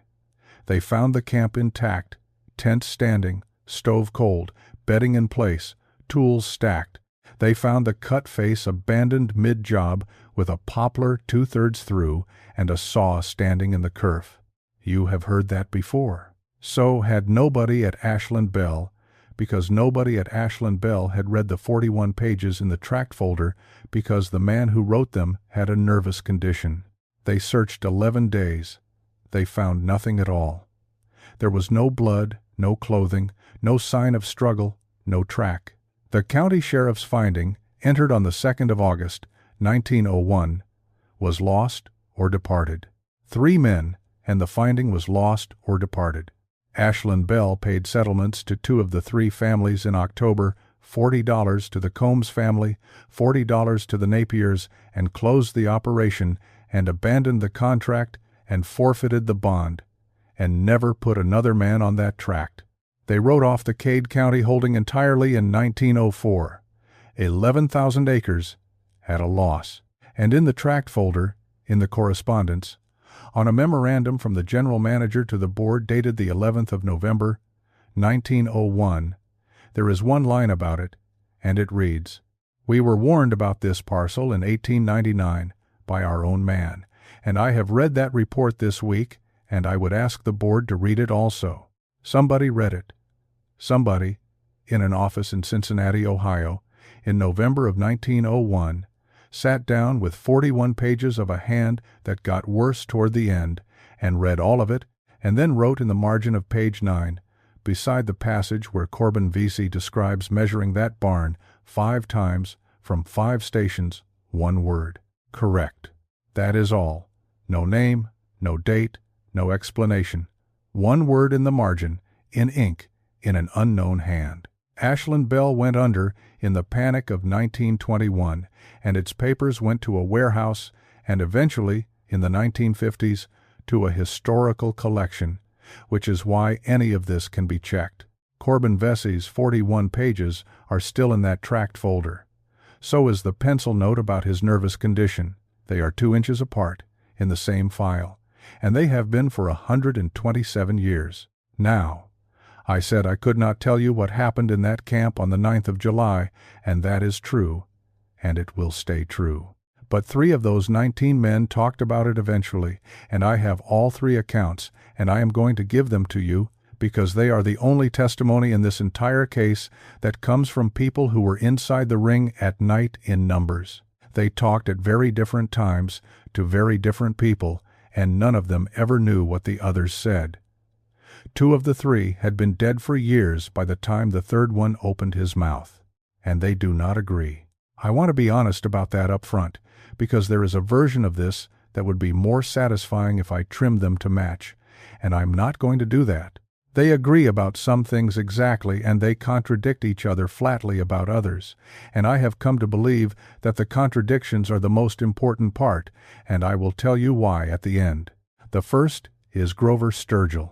He was 26 in 1901, and he was a sawyer, and he died in 1911 in a mine at Wheelwright at 36 years old. And about a week before that, for reasons nobody recorded, he told a story to a Baptist minister named Cordell Baker, who was in the habit of writing things down. Baker's notebooks went to a seminary in Louisville and sat there for 60 years. Sturgill said the trouble started 4 days before the 9th. He said a man came into camp on the 5th of July and asked for work. He said that was ordinary. He said in that country, in that decade, men walked in off a mountain looking for a place on a crew constantly, and a good foreman took the good ones and fed the rest and sent them on. He said this one was a big man, quiet, and Rakestraw put him on with the bucking crew, and he worked 4 days. Sturgill said he was a good hand. He said the man worked hard and did not talk much and ate with them and slept in the 3rd tent. And Sturgill personally handed him a saw and personally worked a 2-man crosscut across from him for the better part of a day on the 7th of July, and he said, and Baker underlined this in the notebook, that he could not afterward remember one single thing about his face. He said, I pulled a saw across from that man for 6 hours, and I could not tell you was he clean-shaved. He said the night of the 9th, he woke up because somebody was going along the outside of the tents, saying the men's names, just the names, going down the row, tent to tent, saying a name and waiting, and then saying another one. He said it was not loud. He said it was the way you would wake a man for a shift, he said, and every fellow that answered his name never come down off that mountain. That is Grover Sturgill's account, and that is all of it. 3 men answered, Combs, Napier, and the Sizemore boy. He said he lay in the dark with his hand over his own mouth like a child, and he said the last thing he told that preacher on the subject was, I have been ashamed of that for 10 years, and I would do it the same way again tomorrow. The second account is Hollis Rakestraw's, the foreman, and it is the strangest of the 3, and it comes to us in the worst way through a lawsuit. In 1906, the widow of Walter Napier sued the Ashland Bell Lumber Company in Perry County for wrongful death, and it went nowhere because you cannot prove a death you cannot show, and it was dismissed in 1908. But Rakestraw was deposed, and the deposition survives in the county court records, and it is 9 pages, and 8.5 of them are a foreman being extremely careful. And then there is the last half page where the widow's attorney, a man named Prater, stopped asking about safety practices and asked him a direct question, and Rakestraw answered it directly, and I would give a good deal to have been in that room. Prater asked him whether he had reported to the company that there were 23 men on his payroll for the week ending the 22nd of June, when he had hired 22. And Rakestraw said, I did. Prater asked him why he had done that, and Hollis Rakestraw said, because I had 23 men eating. And Prater, you can feel him hesitate on the page. There is a pause marked Prater asked him to explain. And Rakestraw said this, and I am giving it to you almost word for word. He said, I fed 22 men for 6 weeks, and I know to a pound what 22 men eat, because it is my business to know, and it is how I draw supply. He said, in the 3rd week of June my cook come to me and said the meal was going faster than the book said, and we checked it, and it was going 23 men's worth. He said he thought first it was theft, and then he thought it was rot, and then he counted the crew at the face on a Tuesday morning and got 23. And Prater asked him, so there was an extra man? And Hollis Rakestraw said, there was an extra man eating. Whether there was an extra man I could not swear to, and I am not going to swear to it in this room. And Prater asked whether the extra man had been present on the night of the 9th of July, and Rakestraw said, no. And Prater asked how he could possibly know that. And Hollis Rakestraw said, because on the 10th of July I had 19 men, and I fed 19 men, and the meal has come out even from that day to this. He said one more thing on the record, and then the deposition ends. Prater asked him whether he believed the 3 missing men were dead, and Rakestraw said, I believe they are accounted for. Not dead, accounted for. A man who had spent his working life keeping books said the 3 men were accounted for, and would not say another word, and went home to Perry County, and lived until 1931, and never worked timber again. He kept a store. Now the 3rd account, and this is the one that is hard to sit with. His name was Elmer Sizemore. You have heard that name twice already tonight. He was the 19-year-old rodman who stood in that pasture in March of 1899 with Herschel Doak's survey crew, and was asked how many men were in the open west of the barn, and said 3.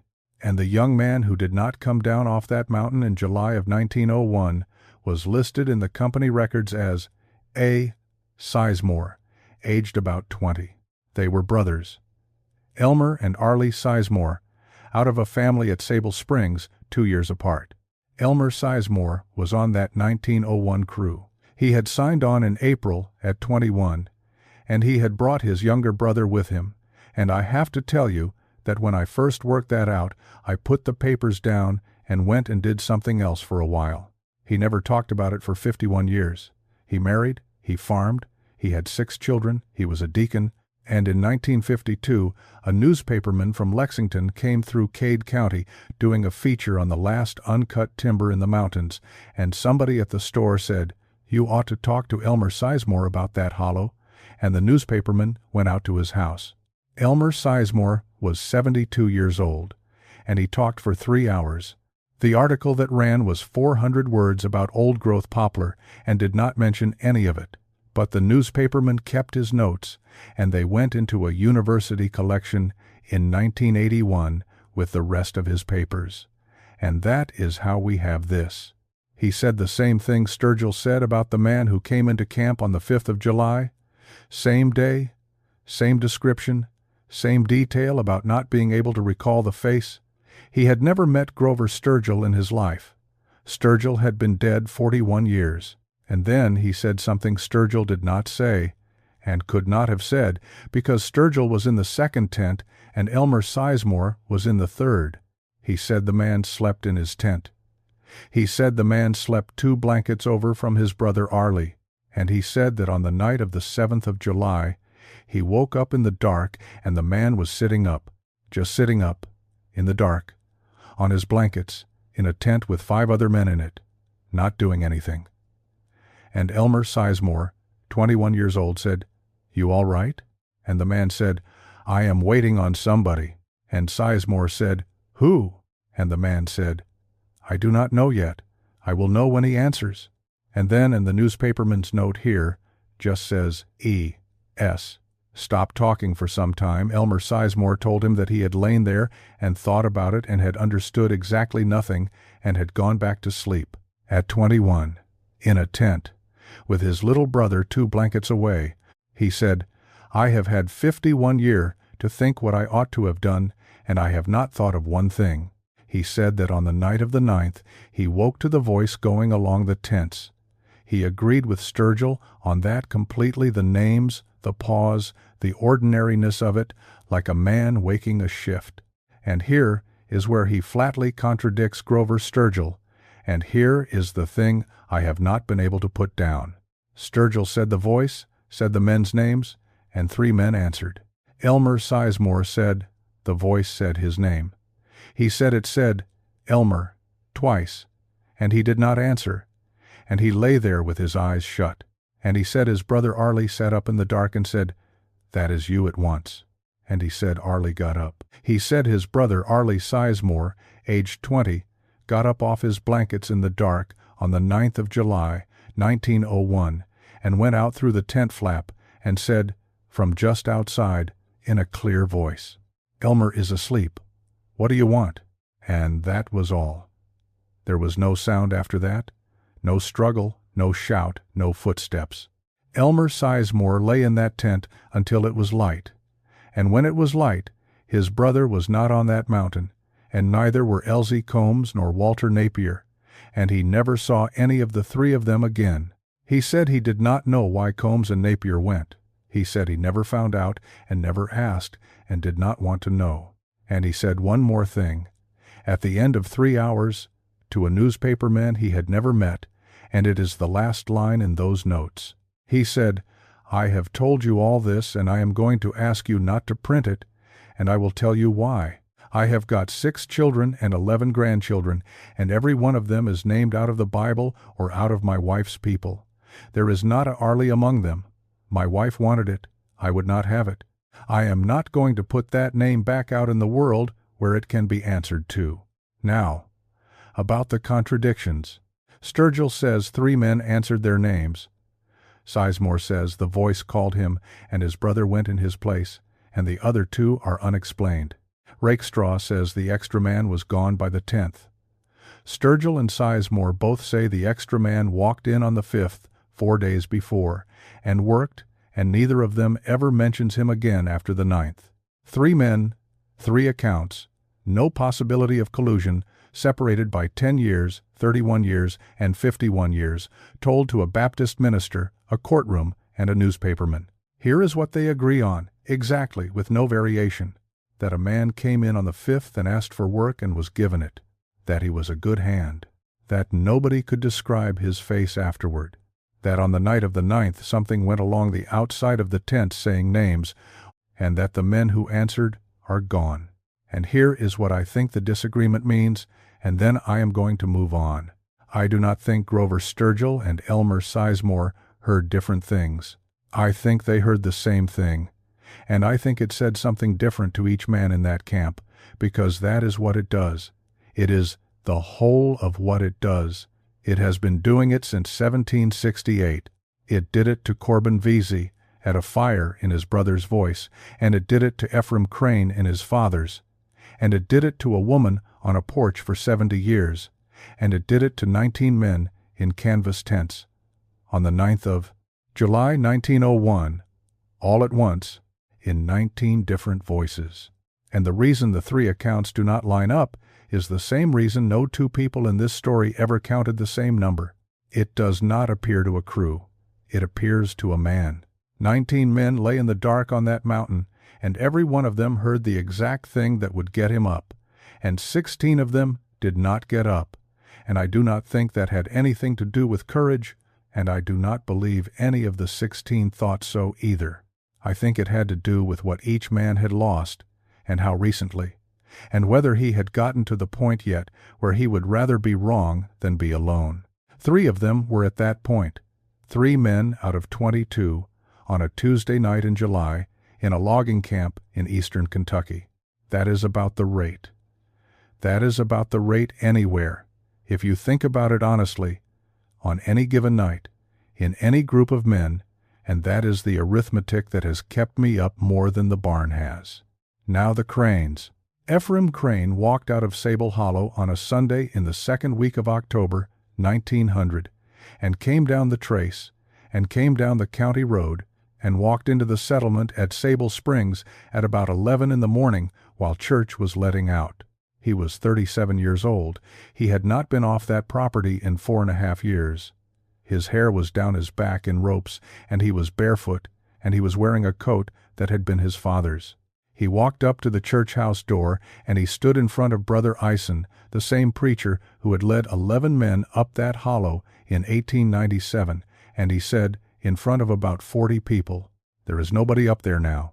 They asked him about Dow, and Ephraim Crane said, "There is nobody up there now," and he would not say it any other way, that day or ever.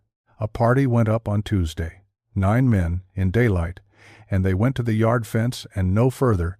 Every man in Cade County knew that rule by 1900, whether he knew why or not, and the cabin door was open, and the cabin was empty, and the fire was long cold, and the barn on the high ground was shut and barred, and Absalom Crane's grave was mowed. Dow Crane was never found. There is no death record. The county carried him as a missing person for 7 years, and then declared him dead in 1907 for the purposes of the title, and that declaration is the only official document in the world that says Dow Crane is not alive, and it does not say he is dead either. It says he is presumed. He was 33 years old. Ephraim Crane lived another 18 years. He never went back. He lived in Hazard, in a rooming house on Baker Street, and he worked at a livery stable and then at a coal tipple, and he was, by every account, a quiet and completely competent man who caused no trouble to anybody. He had one peculiarity, and everybody in that rooming house knew it, and nobody understood it. Ephraim Crane never said his own name out loud again, not once, in 18 years. Not to a landlord, not to a foreman, not to a doctor, not on the day he was hired, and not on the day he was buried. When a thing had to be signed, he wrote it. When a man asked him his name in the street, he wrote it in the dust or on the back of an envelope, or he took the man's pencil. His landlady, a woman named Rilla Coldiron, said in 1926, she was interviewed for a county history, and she said this on the record, that in 18 years she had asked him about it exactly one time, in about 1904, and that he had thought about it a long while, and had then written on a piece of paper and handed it to her. She kept that piece of paper for 22 years. She said it read, "It has got everything else of mine. It has not got that." Ephraim Crane died of influenza in the Great Sickness in October of 1918 at 55 years old. He is buried in Hazard, in the town cemetery, and I want to tell you something about his stone, because he paid for it in advance, in 1915, in cash, and he gave the stonecutter written instructions. The stone says, E. Crane, 1,863.19.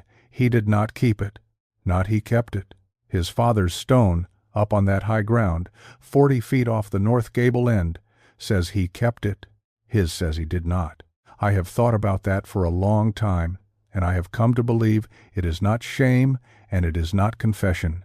I think Ephraim Crane spent 18 years in a rooming house in Hazard, Kentucky, wanting one thing on this earth to be recorded, and the thing was, I stopped. Whatever it cost, and it cost me my brother, I put it down, and I walked off, and I did not carry it another day. And then, Verba Sheldrake.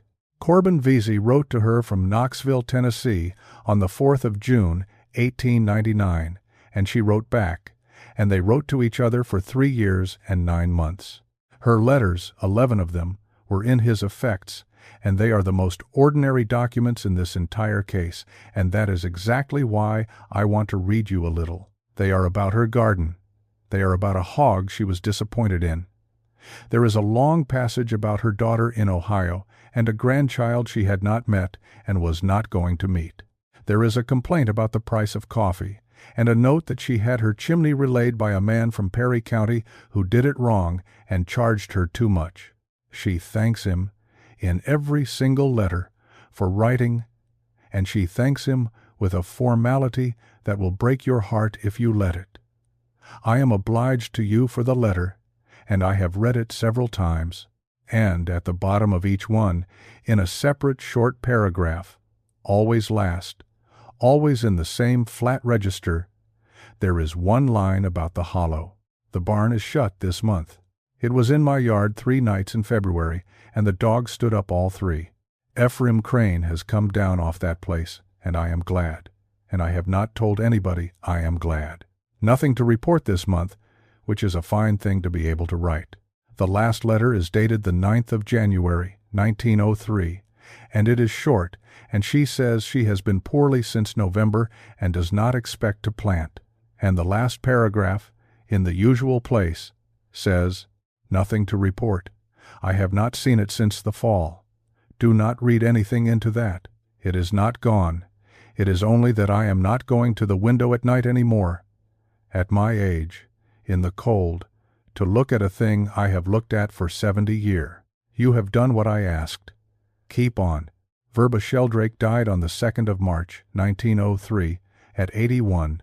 Her daughter came down from Ohio and buried her in the gap beside her husband and her 2 children, and sold the 6 acres to a neighbor for $11 and went home and never came back. The dog, according to the neighbor, would not leave the yard and would not be fed, and died there in the 3rd week. Corbin Vasey went to Knoxville, Tennessee in the summer of 1899, and he stayed in Knoxville, Tennessee for the remaining 44 years of his life. He got a job in a land office. That is what he did from 1900 to 1931. He sat at a desk in a land office and read deeds and checked descriptions and drew plats for other men's surveys, and he was very good at it. And he never once in 31 years went out to look at a piece of ground himself. He married in 1906. Her name was Lida Comer, and she was a widow of 34 with a daughter of 9, and she ran a boarding house 2 streets over from his, and by all accounts it was a decent and affectionate marriage that lasted 29 years until she died in 1935. And Lida Vesey is the reason we know what the rest of his life looked like from the outside, because in 1933, 2 years before she died, a young man from a college in Tennessee came around collecting folk material from the mountains, and he interviewed her, not her husband, her, because her husband would not, and the transcript survives. She was asked about her husband's habits, and she said, in substance, this: he barred the bedroom door every night of their marriage. Not locked, barred. He had cut a piece of oak to the width of the frame, and he set it in 2 iron brackets he had screwed into the jamb himself in 1906. On the 3rd day they lived in that house, before he hung a picture or unpacked a box. When they moved in 1919, the brackets came off the old jamb and went on to the new one the first afternoon. She said she had asked him about it in the first year, and he had said, "I would rather," and she had never asked again, and had come to find it comforting. He kept salt on the windowsills. She said she had a running argument with him about it for 29 years because it marked the paint. She said she lost the argument every time, and that she used to sweep it off in the spring cleaning and find it back that night. He said his name out loud every morning while he shaved, his whole name, and his mother's name, and where he was born, in a low voice, into the mirror, every morning for 44 years. She said the first time she heard it, in 1906, it frightened her badly, and she stood in the hall and listened. And then she heard him do it again, the next morning and the next, and after about a month she stopped hearing it at all, the way you stop hearing a clock. He would not have anything in the house that made a musical note, no piano, no pitch pipe, no harmonica, and no tuning fork.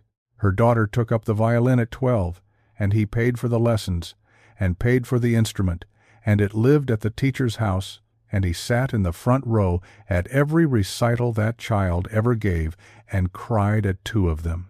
He would not be called Corb. She said a new man at the land office called him that in about 1924, in a friendly way, having heard it somewhere, and that her husband had gone white and had gotten up and walked out of the building and had come home at 4 in the afternoon and sat in the kitchen without taking his hat off for an hour, and that he had gone back the next day and apologized to the man and explained nothing. And she said one more thing, and this is the one that I think about. She said he could not be told how many of anything there were. If she said, "There are 6 people coming Sunday," he would say, "Who?" And she would have to name them, all 6, one at a time, and he would count them himself on his fingers under the table. Every time, for 29 years. She said he did it with the children in the yard, with the eggs in the basket, with the men on a work crew across the street. She said he never took anybody's number for anything, and that when she once asked him why, he said, "Because if I take yours, and it is wrong, then it is mine." Now, the near miss. Lyda Vesey died in April of 1935, and after that he lived alone in that house on Dederick Avenue, and his stepdaughter, grown, married, named Ivy, came by 4 or 5 times a week. On the night of the 6th of November, 1938, Corbin Vesey was 77 years old, and somebody came to his door. He wrote it down. He wrote it down that same night on 2 sheets of paper and dated it and signed it, which is not something an old man does about a bad dream. It was in his effects. Here is what it says. It says he woke at 10 minutes past 2 by the clock on the dresser, and the room was cold, the wrong cold, the cold I have not felt in 39 years, and there was a sound on the front porch of somebody shifting their weight. And then a voice at his front door said, "Corb?" He wrote, "It was 5 years since Lyda, and 3 since anybody had been in the house at night, and I want to put down that my first feeling was not fear. My first feeling was that I had been waiting." He got up. He did not open the door. He went and stood in the hall, about 10 feet back from it, in the dark, at 77 years of age, in Knoxville, Tennessee, 300 miles and 39 years from Sable Hollow, and he said, "Corbin Alexander Vesey, son of Martha Bledsoe, born in Greene County, Tennessee." And the voice on the porch said it with him. He wrote, "It had it still." 39 years, and it had every word, and it had the pause after Bledsoe. He said it 4 times. It said it with him 4 times. And then it stopped, and there was quiet on the porch for what he estimated at 20 minutes, and then it whistled. 4 notes. And he wrote, and this is the last piece of the puzzle, and I am going to let him have it in his own words as near as I can, because he earned it. It whistled them flat. It has whistled them flat for 39 years because I told it to out of my own mouth by a fire at 2 in the morning on the 16th of April, 1899, and it has never gotten that back to right. And I stood in my own hall in the dark, and I thought a thing I am not proud of. I thought, there is one thing in this creation that still knows how my brother whistled, and it is standing on my porch. And then I thought, no, it does not know how he whistled. It knows how I said he whistled. Everything it has got off of me. It has been carrying my grief around for 39 years like a man carrying a coat over his arm looking for the fellow that dropped it. And I said out loud to my own front door, "You have got nothing of his. You have only got mine, and you are welcome to it, and I am going back to bed." And I went back to bed. And I did not sleep, but I laid there, and at about 4 o'clock I heard the porch board come up. And then, at the bottom of the second sheet, in a shakier hand, as if it were written later, I did not look out the window. I have not looked out a window at night since 1899, and I did not start at 77, and I am not going to. That is the last time anything of this kind happened to Corbin Vesey, as far as any record shows. He lived 4 more years. He gave up the house in 1940 and moved into a back bedroom at his stepdaughter Ivy's place on Jefferson, and the oak bar came off the old jam and went onto the new one on the first afternoon, at 79 years old, with his own hands, and Ivy's husband held the screws. He died on the 22nd of January, 1943, of pneumonia at 82. Ivy was with him. She said, and she told this to the same college in Tennessee in 1961, when she was 71 years old, and it had been 18 years, she said that on the last evening he was not able to talk much and had not been awake since the morning, and that at some point after 10 at night he came up out of it and was completely clear, the way people sometimes are, and he looked at the door of the room, and he said, "Is that barred?" And she said, "It is, Papa." And he said, "Count them for me." And she said she did not know what he meant, and she asked him, "Count what?" And he said, and she was very certain about this, she repeated it twice. In that interview he said, "Whatever is in the yard, count them and do not tell me the number." And she said she went to the window because she would have done anything he asked her that night. And she pulled the curtain back about 2 inches and looked out at a yard on Jefferson Street in Knoxville, Tennessee, in January, with a street light at the corner and snow on the ground. And she said she looked for a good while, and then she came back and sat down and put her hand on his hand and said, "I counted." And he said, "Good girl." And he went back under, and he did not wake up again, and he died at 20 minutes past 4 in the morning. She never said what she saw. She was asked in that interview directly twice. The first time she changed the subject. The second time she said, "I told him I counted, and that is between me and him." And then she said, and this is the last line of that transcript, and it is the last piece of testimony in this entire case. "He never asked me for the number. That was the kindest thing anybody ever done for me, and I do not expect you to understand it." Among his effects were 5 things. The 41 pages he wrote in a boarding house in Hazard, Kentucky, in the last week of April, 1899. His field book from that April, with the barn measured 5 times from 5 stations, and will not report this in his own hand, and do not count it written on the page about the smoke.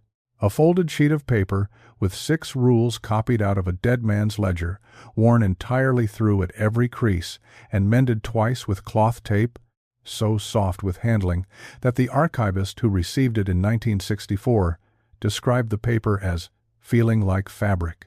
11 letters from an old woman in Cade County, Kentucky, about a garden and a hog and the price of coffee, each with 1 flat paragraph at the bottom, and a brass tuning fork. Ivy Vesey found it in the top drawer of the dresser in that back bedroom, wrapped in a handkerchief, on the 2nd day after he died. And she said, and I want you to have this exactly as she said it, because she said it at 71 years old to a man with a notebook, and she had no reason on this earth to lie about a piece of brass. She said, "I cleaned that drawer out at Thanksgiving. I took everything out of it, and I lined it with paper, and I put everything back. There was 6 collars, and a razor strop, and a box of his cufflinks, and a Bible. There was no fork in that drawer in November. He did not leave that house from November to January. He did not have a visitor but me and the doctor and the preacher. And there is not one soul on this earth that can tell me how it got in there. Now, I owe you a thing I promised you an hour and a half ago, and here it is, and then I will let you go. I said I would tell you what I think about who built that barn. Understand that this is worth nothing. There is no document. The oldest man in Cade County said in 1844 that it was standing when he came over the gap as a boy in 1768, and that is the floor, and there is nothing under it. Whoever raised 60 feet of oak on that high ground did it before any record we have, and left no name, and told nobody.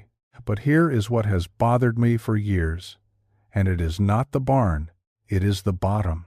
60 acres of the best ground in that county, no stone in it, water year-round, grass in early, a grade a man could plow at 70 years old, old timber standing over it that 4 generations of loggers walked past. Verba Sheldrake said it, and Otis Pell said it, and Corbin Vesey said it, on the last morning with tears in his eyes that Hollow is beautiful, and it is beautiful in a way that is almost insistent, and every single person who ever came up that creek said the same thing in the same words, which is that it was the prettiest ground they ever saw. And Micajah Sheldrake walked all of it in 1841, and turned around and took 6 acres of rock in the gap instead, and would not say why, and never set foot down there again in 30 years. Here is my thought, and you can throw it out.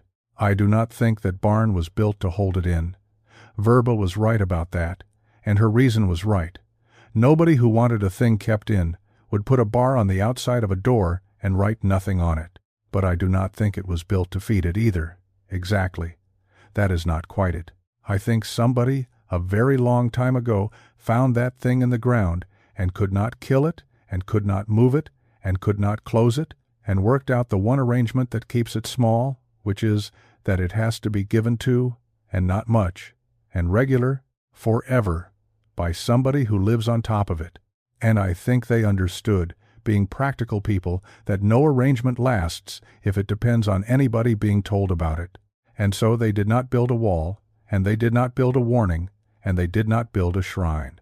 They built a barn, a good one, the most ordinary and most inviting building a man can put on a piece of ground.